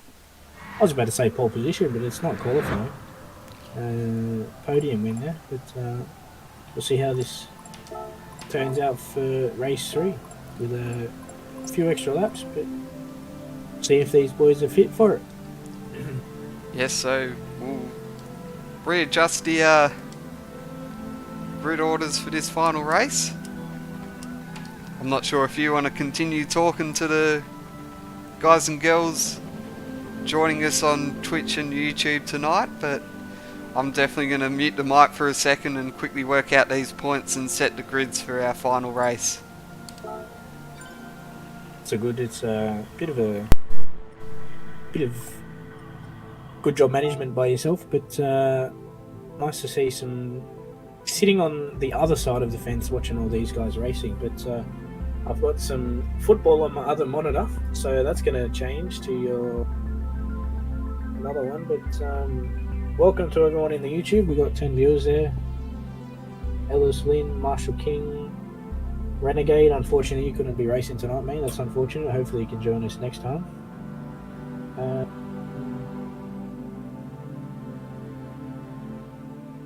DJ. Oh, that's an old notification.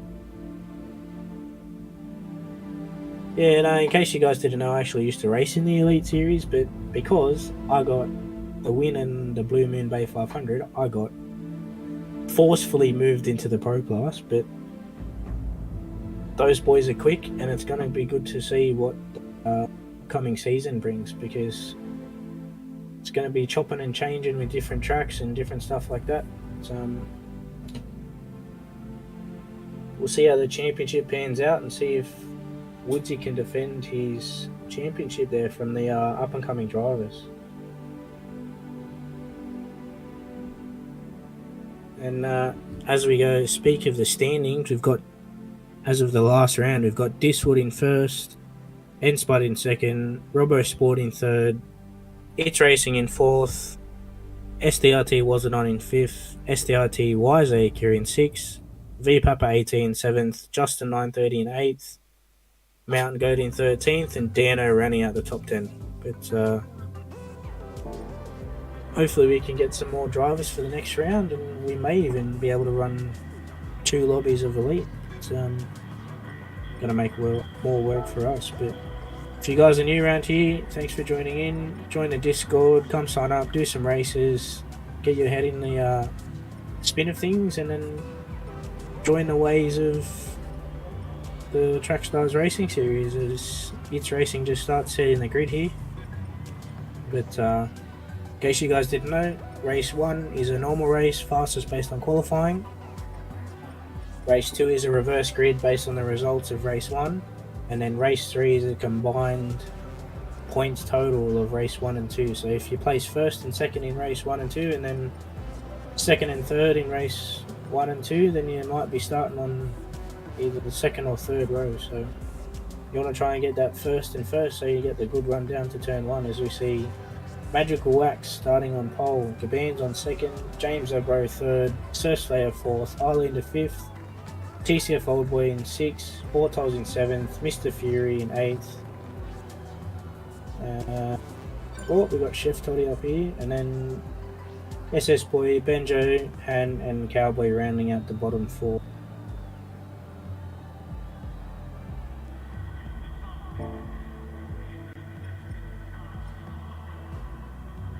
It's going to be a drag race down to the front row, but I was actually watching these cars go around Monaco, which was the Intercontinental GT Cup Series, I think it was, but they raced the new GT3 911 Cup cars, and I tell you what, they're a lot nicer. But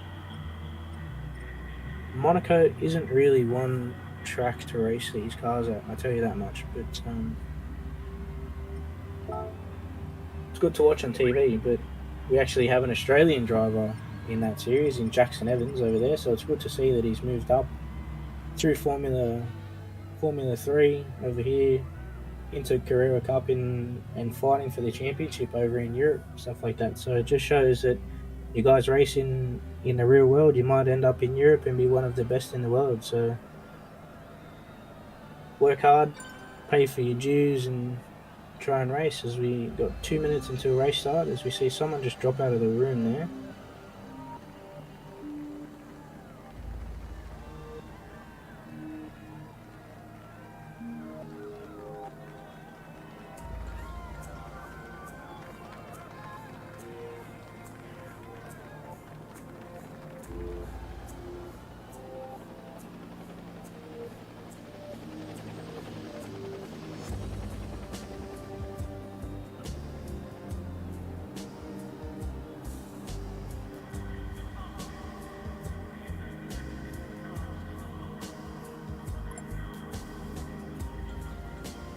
On second note, is there anyone in the YouTube that watches the State of Origin? Who's got their money on who for Game 3?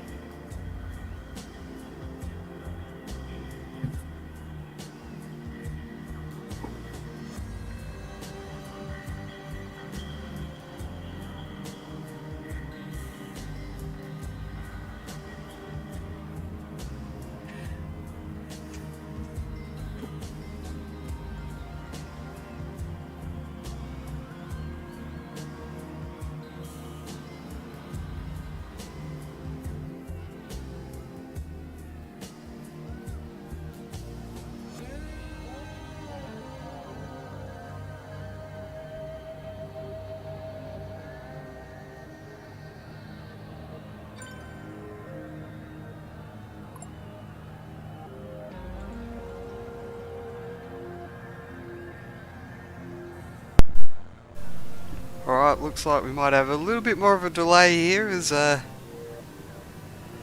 not sure if Calypso's actually coming back, but we'll wait for NZL Cowboy to rejoin things.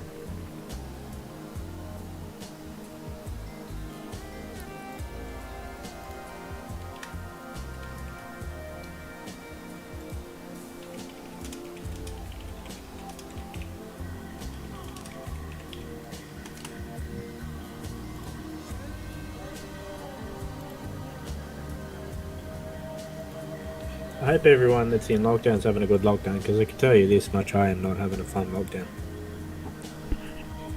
Yeah, think I'm lucky at this point that South Australia has avoided lockdown for now. Hopefully we don't have a spike in cases. Well, cases. I don't know why I said mate. caches. You want some cash? I'll take some cash off you. Actually, I can explain that one because I just looked at the Discord chat and Discord has a gif of Mr. Krabs showering in money, so that's probably where the cash comment came from.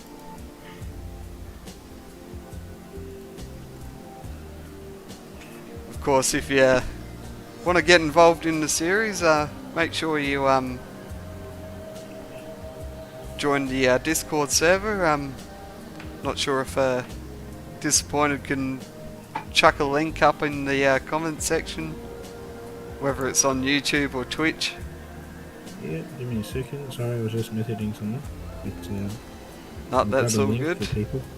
Alright, so I think we've got the grid sorted for this race.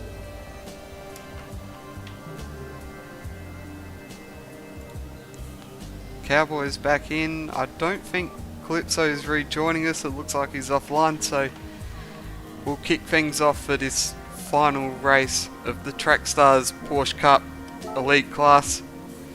Round 6 of the series here at Catalunya. Let me see it then. Ooh, Oh, and we've got a surprise commentator. He just snuck in there, mate. He just came from nowhere. No warning, nothing, and we have Mr. Adam Weller joining us in the commentary box for this final race. Welcome, Adam. Welcome. I need to see the racing. You should be... You're in the... I've got the screen shared on here, so you should be able to do that. Yep.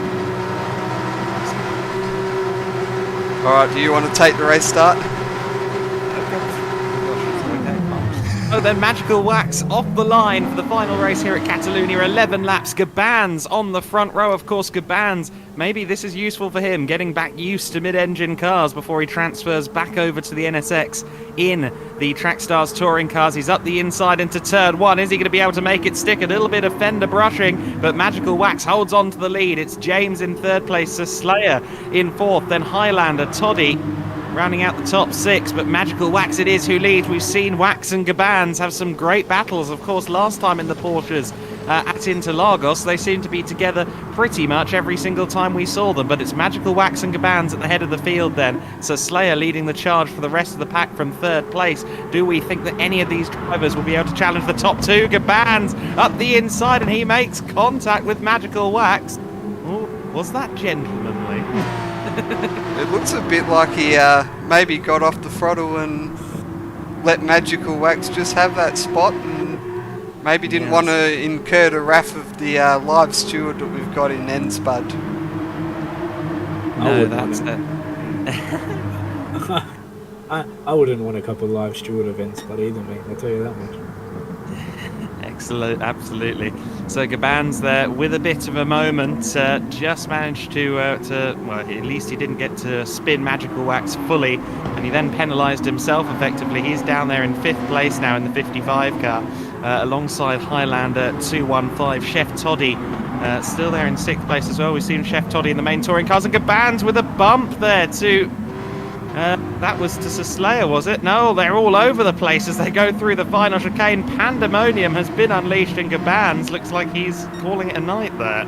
Yeah, that's definitely a weird one. I'm not sure what's happened to Gabans there, whether he's just decided maybe he's done a bit too much bumping there, but I think he's got back going again by the looks of things.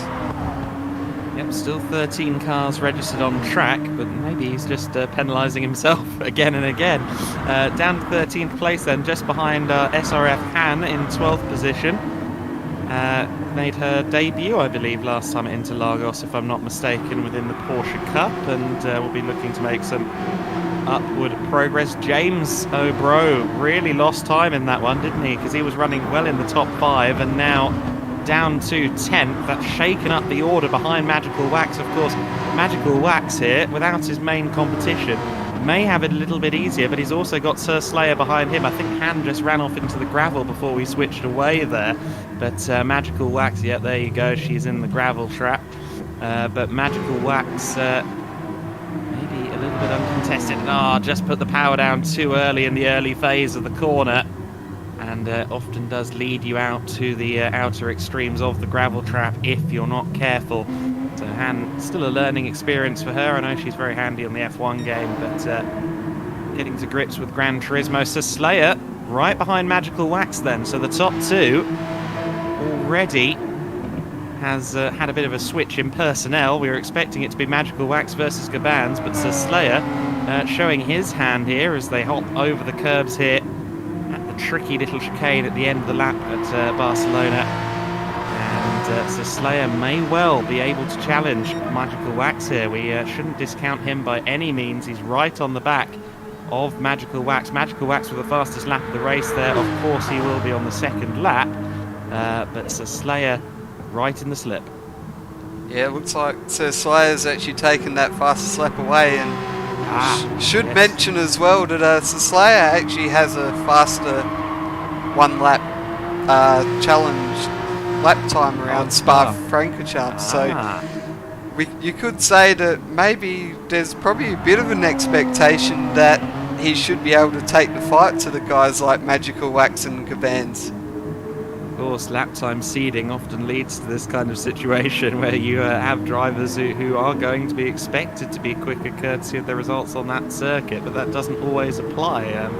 I remember back many years ago, Jarman, when we were both in the Core WEC series, they did the seeding based on a race at Silverstone Grand Prix circuit. Now, that was the only circuit when I was any good in Gran Turismo 6, so I got labelled as a pro, when in reality I was a mid-am at best. That was one of those things. Spa a much more kind of versatile circuit, though, in terms of the variety of corners and challenge involved. I think it probably provides a slightly truer ranking. Magical Wax then flicks it through for the third time of asking and into these chicanes that have been there now for about 15 years. Hopefully, with Barcelona's management seemingly being more interested in moulding and shaping the track more than they used to be, maybe we can see a better solution to having run off there at what used to be two fast sweeping corners. They've already remodelled the start of the final sector. Maybe we can see something a little more intriguing in terms of the track layout soon. Looks like a Slayer, or no, just looked to the inside, had a sniff at it, but decided against it. Highlander there in third place. Then it looks like we've got a good battle between Mr. Fury Strat and I didn't catch who that was in front of him, but Mr. Fury Strat challenging for fourth position. James O'Bro and TCF Oldboy having a nice little battle for eighth, and then Gabans recovering in ninth place in the Golden Porsche. What can he salvage from this race on lap 4 of 11? Maybe as high as a top 6, but he's under pressure from the New Zealand Cowboy at the moment. He's certainly may even have to fight for ninth place, much less focus on getting up to anyone ahead of him.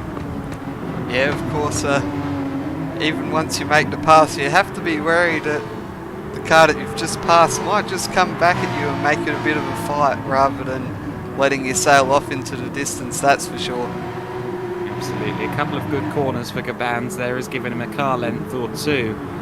So now maybe he can try and engage James O'Bro and TCF Oldboy. But when you're carving through the field, you really don't want to have this situation where you impede on other people's battles, because they won't be interested in your plight. They'll be focusing on their own fight, and it can often lead to a little bit of argy-bargy, to say the very least of it. We've still got over half of this race left to run, so there's still time for Cabannes to try and build up his positions. And there goes Old Boy with a little bit of a wheel in the dirt. He's got himself a penalty off that as well, so he's going to lift off the throttle heading onto the main straight, and that should gift Cabannes 8th place. A slight error, a costly one at that. There's Mr. Fury Strat. He's 0.7 off Chef Toddy, so Toddy in 4th place, Fury Strat in 5th. Wonder what their pace is relative to Highlander, because Highlander looks like he's not getting away at the very least. He is, he's got one quicker lap, but they all seem to be much of a muchness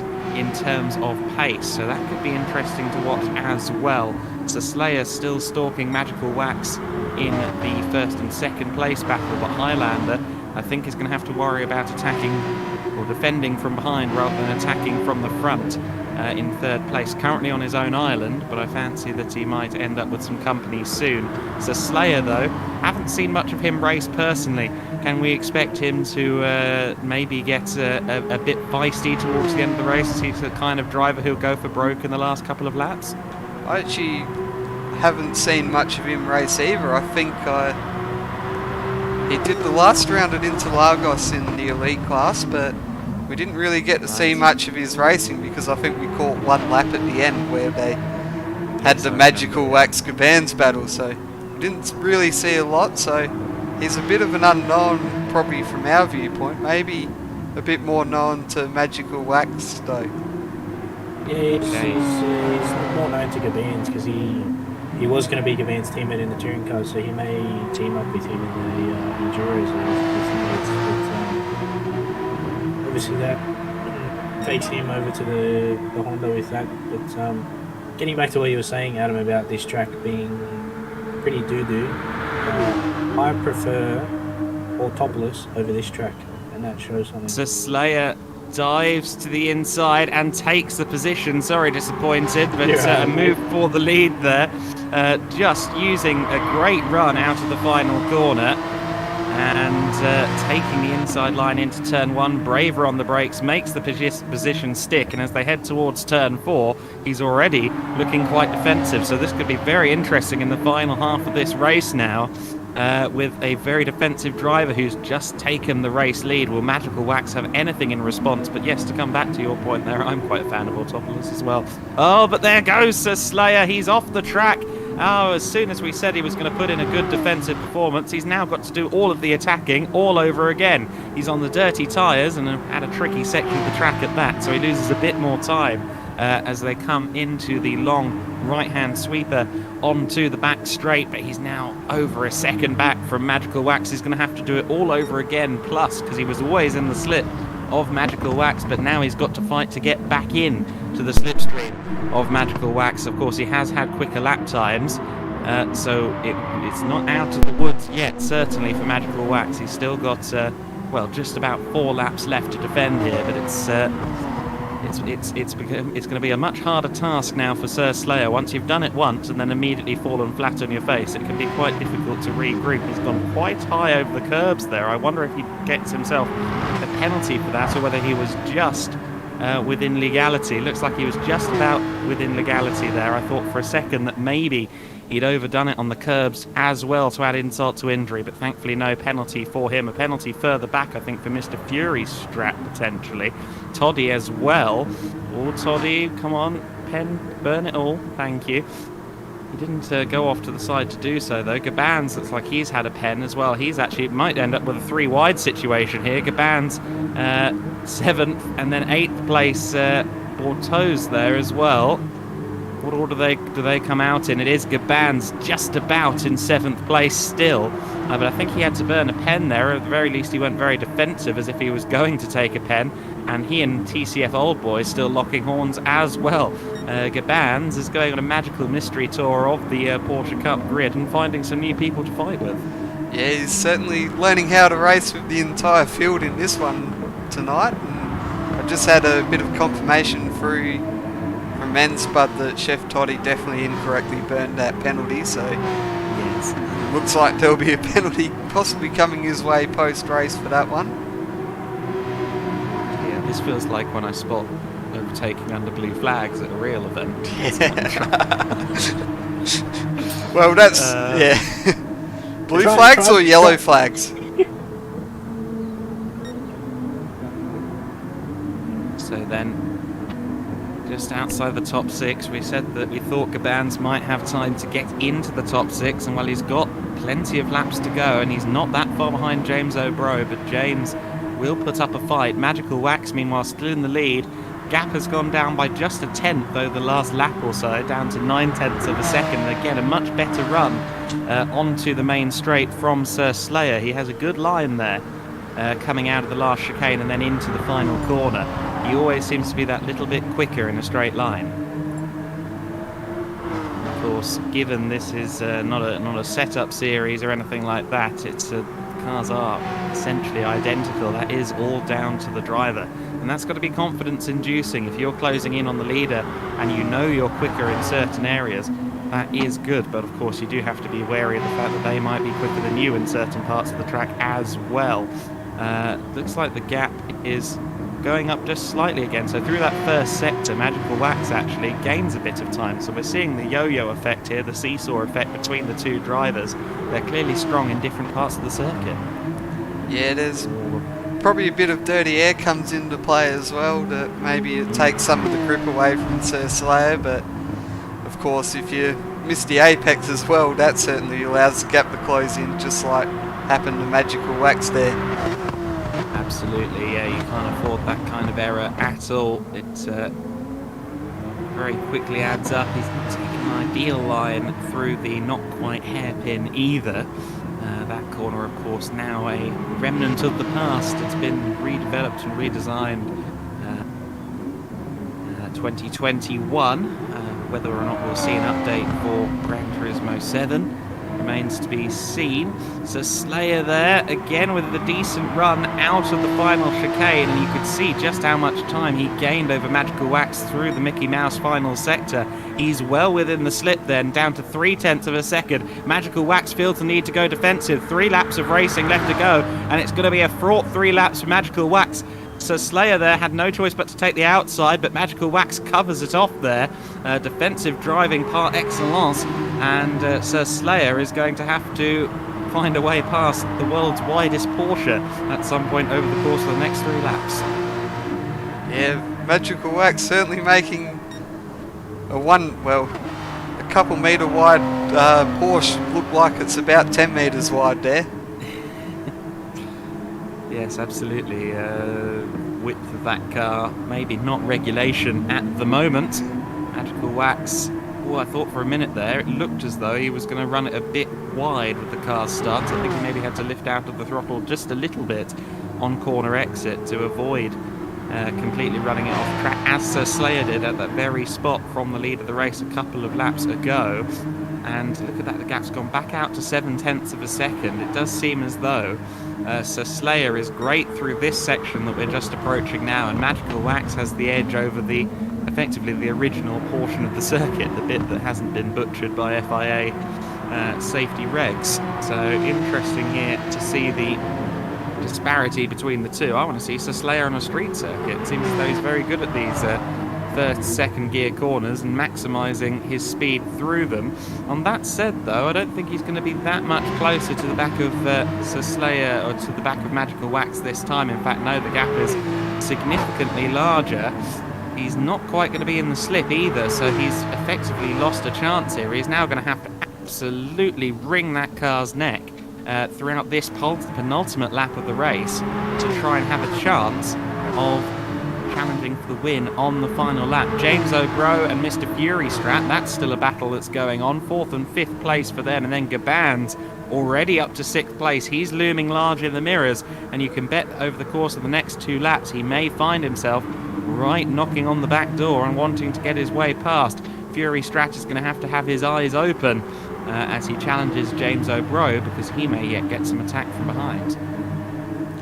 Yeah, so looking like a good battle, and I don't know if 4th, 5th and 6th will be truly decided until near the finish line, I reckon. Yeah, it's going to come down to squeezing in the final chicane, potentially. Yeah, and I think James O'Bro is starting to be a bit unnecessarily defensive, just by the looks of things. I think if he just holds that wider line, he could just carry a bit more speed and gain a bit of time over Fury Strat coming out of the corners. But yeah, just a bit shallow there, but now that he's opening up a bit, he's starting to gain some time. Maybe he's listening into the commentary or something. Possibly so. Well, it's all working out for Gabans. Of course, TCF Old Boy, who's seemingly latched on to the back of Gabans over the course of this race, he's done a great job holding on to him since he kind of joined him on this battle through the pack, and may yet be a factor himself as well in this battle for 4th position. That said, he is falling off a little bit on this lap. Let's look at Magical Wax and Slayer, see whether they're close together heading on to the final lap. It's up to 1.1 seconds. So Slayer, 1991, has just lost the back of Magical Wax, and Magical Wax, look at that, just 100th of a second off the fastest lap of the race last time, so he's put the pedal to the metal, to say the very least. James O'Bro is going to have to take some lessons from Magical Wax on how to make a wide Porsche, because Fury, Strat and Gabans all over the back of him. Fury there looked to the inside but backed out of it, cost himself some time in the process, and now Gabans is all over the back of him. Yeah, Gabans looking to make a move here on this final lap, maybe get himself a top 5, which will probably exceed the expectations here, because I think you called a top 6, didn't you? I did, yeah. So he's looking to try and make me eat my words. He's looking to the outside line at turn 5. That's brave. Is he going to be given room? Not enough room. I'm not sure he'll be happy with that, although Fury did have the right to the corner effectively. Fury then holds on to it, and then Gabans just outbrakes himself there. I think getting maybe a little bit hot-headed, and TCF now has the opportunity to try and find his own way past Gabans. So 6th place may not be on the cards for Gabans here. TCF Old Boy's determined to take the inside line, whether Gabans wants him to or not. Dives for it, doesn't manage to get the car stopped in time, so they're still side by side, but TCF Old Boy is going to have 6th place there unless Gabans can pull something out in the last couple of corners. Magical Wax crosses the line to take the win, so Slayer was closer on that lap, but he didn't get close enough. Highlander will take 3rd place. Let's look at this battle for 4th though. James O'Bro in 4th place, Mr. Fury Strat in 5th. That remains as it is, and Old Boy I think has 6th place covered as well. Oh no, it's going to be a drag race to the line, because Gabans had a better run out of the corner, and it is just about TCF Old Boy who takes 6th place from Gabans. Then Bortos in 8th place. Chef Toddy down to 9th spot, so he must have had a drama somewhere in that race as well. New Zealand Cowboy will finish 10th place ahead of SS Boy, Benjo, and I believe then Han rounding out the order, the 13 cars here in this Porsche Cup race, and a great race throughout the field. A shame that Gabans couldn't be involved at the front of the order to make it a 3-car scrap for the lead, but nonetheless exciting to see him try and get through the order. Yeah, it was a good fight back there from Gabans. Not quite the top 6 you predicted, but almost the top 5 at one stage as well, so definitely showed his pace there towards the end of the race. But of course we have to give full credit to Magical Wax, who put in a brilliant performance. Maybe he wasn't the fastest car out there, but he certainly kept it on the black stuff and mistake free, and got rewarded with the win. And what a win that will be for him. Magical Wax with another victory in the Porsche Super Cup here. Track Stars Porsche Super Cup trophy collection must be building for Magical Wax at this point, and another win to Slayer in 2nd position. He'll be happy with that. That's certainly an upward slant from where he was last time at Interlagos. Highlander rounding out the podium. James O'Bro, Mr. Fury Strat and TCF Old Boy rounding out the top 6 despite the best efforts of Gabans. As we said, Bortos, Toddy and Cowboy rounding out the top 10. Great to see these new names coming into the Track Stars Porsche Cup at this level, which is of course the entire point of the series and the Clubman's events in general, is to bring in some new talent into the Track Stars spectrum, and always good to see them battling at close quarters, but I think, fair racing pretty much across the board there, and that's what we like to see. And of course, being team manager yourself, Jarman, I'm sure yourself and a few of the others are always keeping a beady eye on the trends in the Porsche Cup and the other Clubman Series, just in case there's a signing to be had somewhere. Yeah, there's definitely a few guys you keep an eye on, especially when you look at the circuit experience laps and then of course the races, and you sort of get an idea of who's on the market, I guess.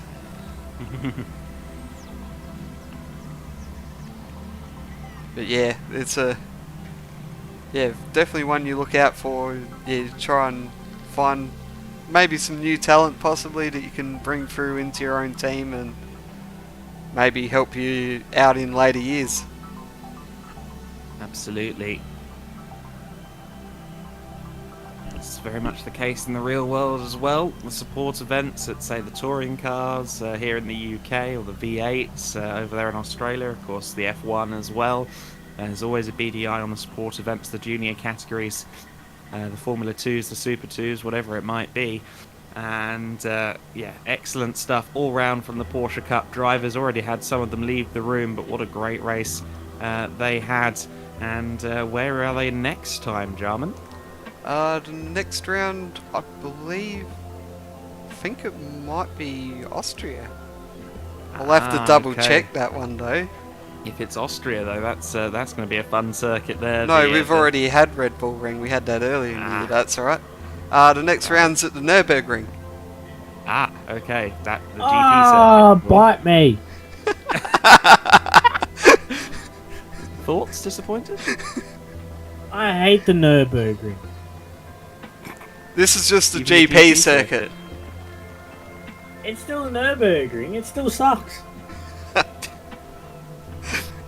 I hate it. Unpopular opinions with disappointed. I hate the Nürburgring. I'm going to say, people are going to start calling you out if you're not careful. Your only wins at an oval and you don't like the Nürburgring. They're going to start calling you names. Hey. Mate, I was happily getting many fourths in a row. And then Jarman decided to just fucking pop me with some ballast after winning the Blue Moon Bay, and I'm just like, oh, okay then. You want me to finish fucking 11th and below? No problem. I think it might be time to sign off from the coverage now. The F words are coming out. Yeah. Let's end it there. Apologies for that one, but it's a bit. It was fun coming many fourths in a row, but I'm not looking forward to the Nürburgring. But I am looking forward to the rest of the series of everyone racing in this. There's a lot of quick drivers coming through. Excellent. Well, I'm not going to sign off because I only came in very late, so I'll leave that to you two. No problems. Thanks for joining us tonight, Adam. It was a pleasure as always. No worries. You just snuck in here, mate. It didn't even go like the ding or anything. It was just like, hello. I was just like, what? Can we also get a shout out to the Track Stars mascot, Neil?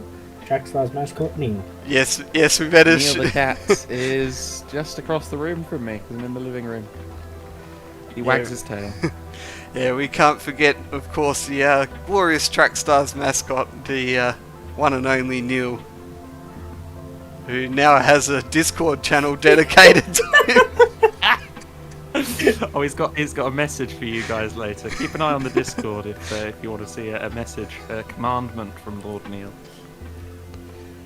No problems. I'll definitely be keeping an eye on that, and I think it's well and truly time for us to sign off here at Track Stars, and just like to say a big thanks to everyone who joined us tonight, whether it was watching on either the YouTube or Twitch streams, or whether it was taking part in the race yourself. Hopefully you had an enjoyable time either watching or competing, and of course stay tuned, like and subscribe to the channel, and we'll be joining you on Sunday night for the Track Stars Formula 2 series and the Formula Track Stars Spanish Grand Prix live from Catalunya. So from myself, It's Racing, and Disappointed, as well as our guest commentator Adam Weller, farewell and good night.